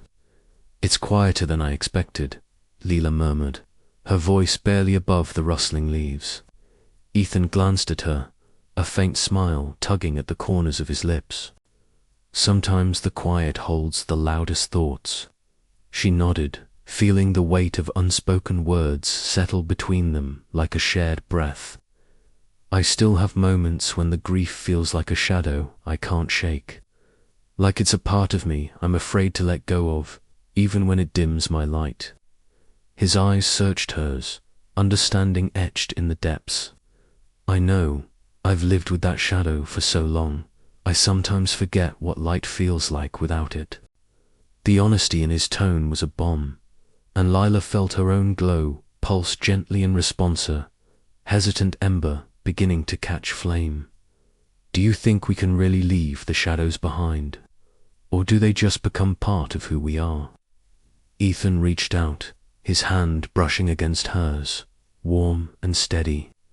"Maybe it's not about leaving them behind, but learning to carry them differently, letting them shape our light instead of extinguish it." The words resonated deeply. Lila squeezed his hand, feeling a fragile hope take root.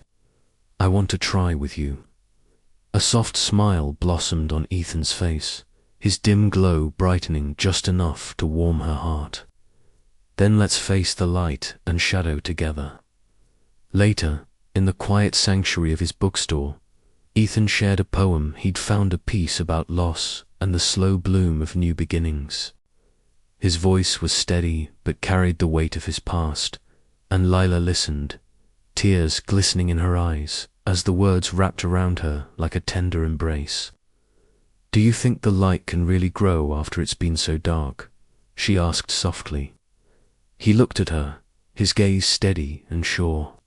"It does, because it's not about how bright the light was before, it's about how fiercely it burns now." The moment lingered, and when Maggie joined them later at the cafe, her laughter and vibrant glow brought a warmth that filled the room. "You too look like you've been through the fire and come out glowing," she teased gently. "Remember, it's okay to lean on each other. That's how we grow stronger." Lila smiled, feeling the truth in her friend's words seep into her bones. The path ahead wouldn't be without shadows, but with Ethan by her side, the light felt possible again. As they walked hand in hand beneath the glowing street lamps, their hearts beat in quiet harmony. The night was filled with promise, the promise that even amidst light and shadow, love could carve a way forward. And as they disappeared into the soft luminescence of their town, it was clear that their journey was just beginning. The night held its breath, waiting for the dawn. The night air was crisp, carrying the faint scent of blooming jasmine and the soft hum of distant laughter. As dusk deepened into darkness, the quaint town seemed to awaken in a new Witt Street. Homes and hearts glowing softly, radiating a warm, ethereal light that pulsed gently like the breath of the community itself. Lila stepped into the town square, her chestnut hair catching the glow of lanterns strung overhead and the myriad emotional lights shimmering from every person gathered. Her own glow, once so dim and flickering uncertainly, now shone with a steady warmth, a testament to the journey she had traveled. She felt Ethan's hand slip into hers, his touch grounding and familiar, his own light beside hers brighter than she'd ever seen. The square was alive with quiet celebration. Lanterns, each a delicate vessel of hopes and healing, were released into the night, floating upwards like stars being born anew. The townspeople's faces were serene yet vibrant, their emotional glows weaving together into a tapestry of color and light that seemed to breathe with life. This was more than a festival. It was a shared ritual of resilience, a collective embrace of both shadow and illumination. Lila looked around and saw Maggie at the cafe steps, her curly red hair haloed by the soft glow of her recovering light. Maggie's laughter rang clear and bright, drawing a small circle of friends into stories of heartbreak and hope. Nearby, Jonas stood by the ancient oak, his silver-streaked hair catching the lamplight as he spoke in quiet tones to Sammy, whose youthful eyes sparkled with wonder. The older man's words seemed to pass on more than history, they passed on a legacy of emotional courage. Taking a deep breath, Lila turned her gaze back to Ethan. The bookstore owner's thoughtful eyes met hers, his glow now a rich, steady flame rather than a shy flicker. "It's beautiful," he murmured, voice low and steady, "how we all shine together." She nodded, squeezing his hand. "I used to be afraid of this light, of letting it show of what it meant to be vulnerable. But now I see it's our greatest strength." Ethan smiled, the corners of his eyes crinkling with genuine warmth. "And it's not just about shining alone. It's about what happens when our lights touch, when they merge." They moved closer beneath the ancient oak, their intertwined hands sending ripples of color across the cobblestones.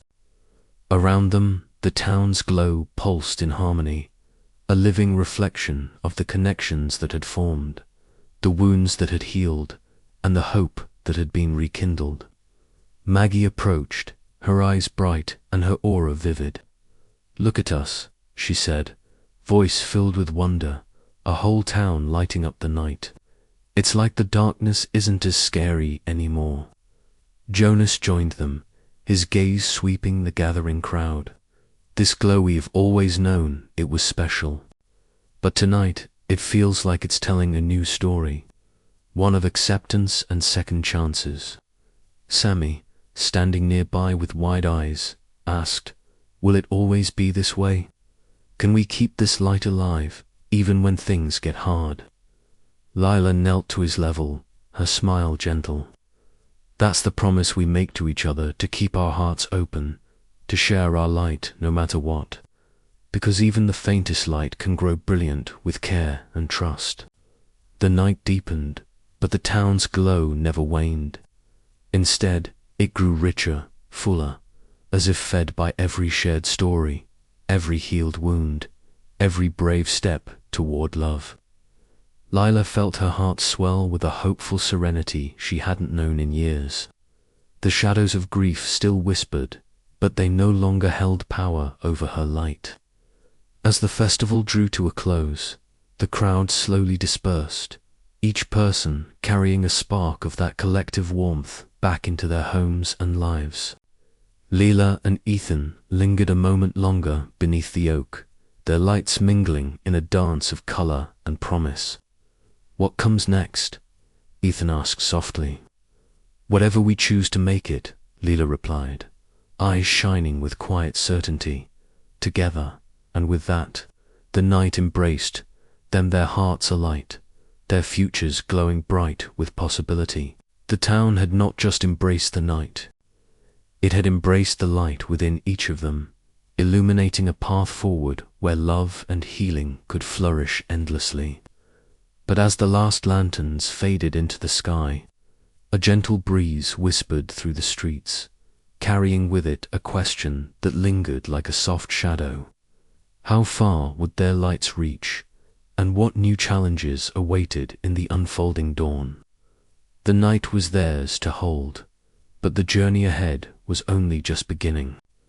The night was alive with a gentle hummer symphony of whispered conversations and soft laughter, mingling beneath a sky embroidered with countless stars.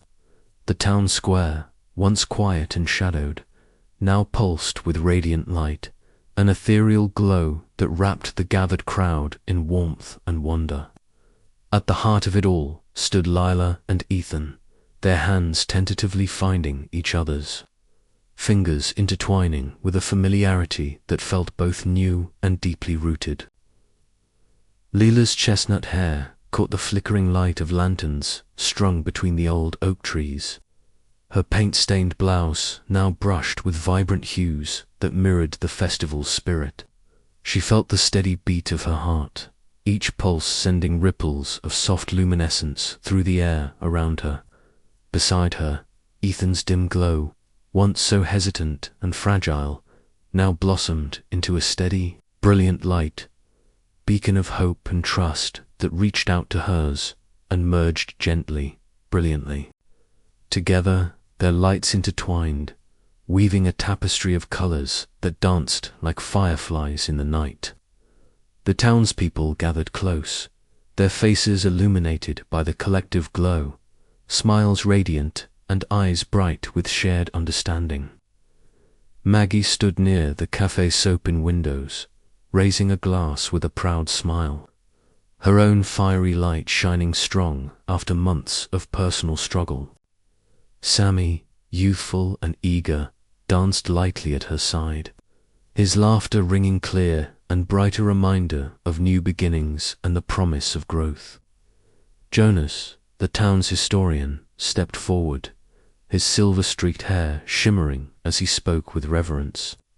His voice carried the weight of generations, telling stories of the town's origins, the mysterious glow that had always been more than mere lighter, symbol of the human heart's capacity to feel and heal. The crowd listened, spellbound, as he spoke of resilience, love, and the courage to embrace vulnerability. Lila's gaze shifted to Ethan, meeting his thoughtful eyes with a mixture of tenderness and unspoken gratitude. "I never thought I'd find this again," she whispered, her voice trembling with emotion. "The light, the hope, being able to trust that the darkness doesn't have to last forever." Ethan squeezed her hand gently, his smile shy but genuine. "Neither did I," he admitted. "But here we are, proof that even the faintest light can grow brilliant when nurtured." As the festival's final moments unfolded, Lila pulled a small sketchbook from her bag. Settling onto a nearby bench, she began to capture the scene, the swirling colors, the mingling of shadows and light, the faces that told stories of pain, healing, and love. Each stroke of her pencil was a testament to the journey they had taken. Through grief's cold shadow, the tentative steps toward vulnerability, and the radiant warmth of newfound connection. The night air was filled with a soft melody, the town's musicians weaving a lullaby that echoed the heartbeats of all present. Lila felt a tear slip down her cheek, not one of sorrow, but of profound peace and hope. The glow around her was no longer fragile. It was strong, resilient, a beacon that would guide her forward. "Thank you," she murmured to Ethan, her voice steady now, "for lighting the way." Ethan's eyes glistened. "And thank you for showing me how to shine." Together, with hearts alight, they stepped forward into the future, ready to face whatever darkness might come, knowing their light would never fade as long as they nurtured it with care and love. The town's glow enveloped them, a living testament to second chances and the enduring power of love. And as dawn crept softly over the horizon, casting a gentle blush across the sky, Lila and Ethan stood hand in hand, their lights shining brilliantly, promise of healing, hope, and a love that would never dim.